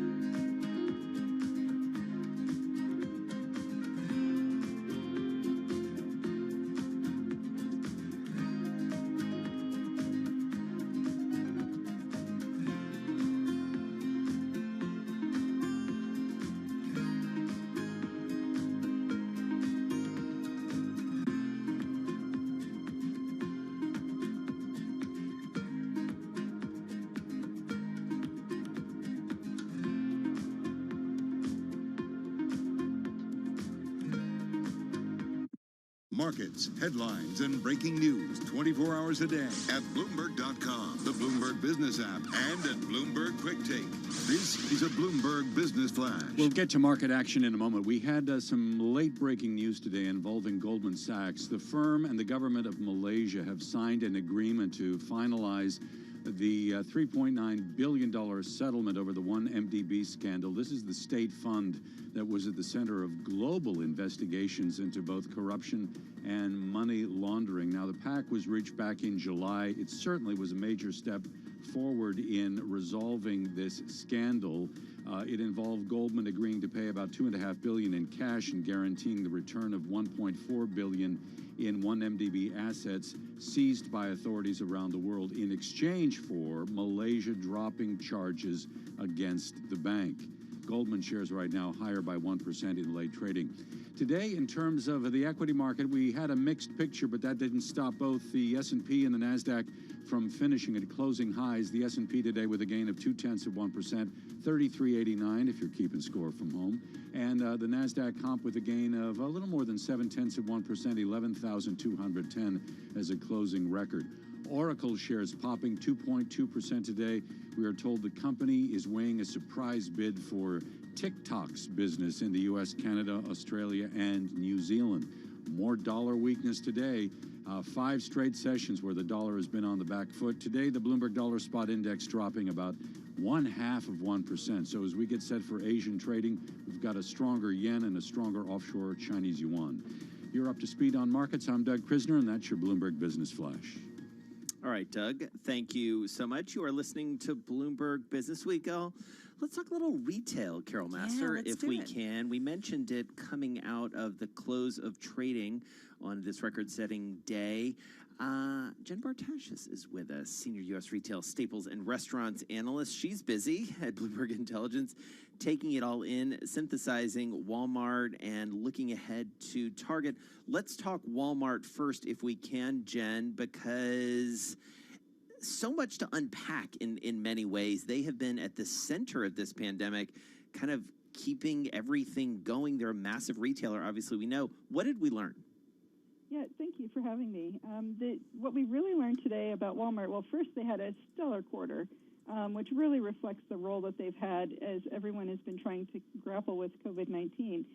But interestingly, it was also a cautionary tale. And that really has to do with the petering out of stimulus funds and the concern they have that while people have been spending, especially on things to stay entertained and to spruce up their homes, that could peter out over the next 2 quarters. And so that's what really we're looking forward to as we're thinking about the rest of the year. Meantime, investors are all in. I mean, the stock's up 13% this year, but I think it's at an all-time high. Is that correct? It's near an all-time high, yes. Yeah, so there's a lot of enthusiasm. Well, it is interesting. I do think about these stimulus checks because, right, so much of their customer are folks, safe to say, Jen, that really kind of live maybe week to week or month to month. Well, that traditionally was the case. They've done a better job in the last few years of bringing in people who are more in the middle income bracket into their customer base as well. But they are very much a retailer that focuses on value and value perception and making sure that people do have an affordable place to shop. And so why, they're such a behemoth in many ways, as you allude to. What does it tell us about sort of the non-Walmarts of the world? Is it an expanding pie in a market like this? Is it a contracting pie? Especially as we look ahead to Target, who's winning and losing beyond the big behemoth here? Yeah, it's an interesting dynamic that's taking place right now because these companies were considered emergency and mandatory services. They were open, and a lot of their peers that they might compete against in specific categories, like an apparel store, did not have that same categorization and were closed. So there was a lot of market share that was snagged up by Walmart and Target and these big box retailers over the last few months. So the question is, are they going to be able to defend that share now that these other retailers are reopened and that they're really pushing their own initiatives again?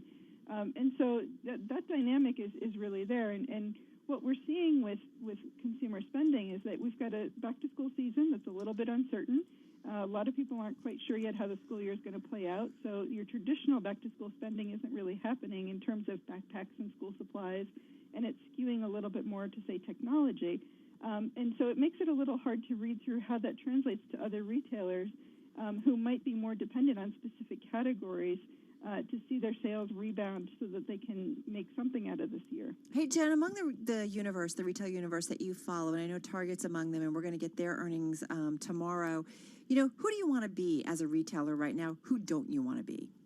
Well, right now, in this environment, you want to be a retailer that offers multiple products to people.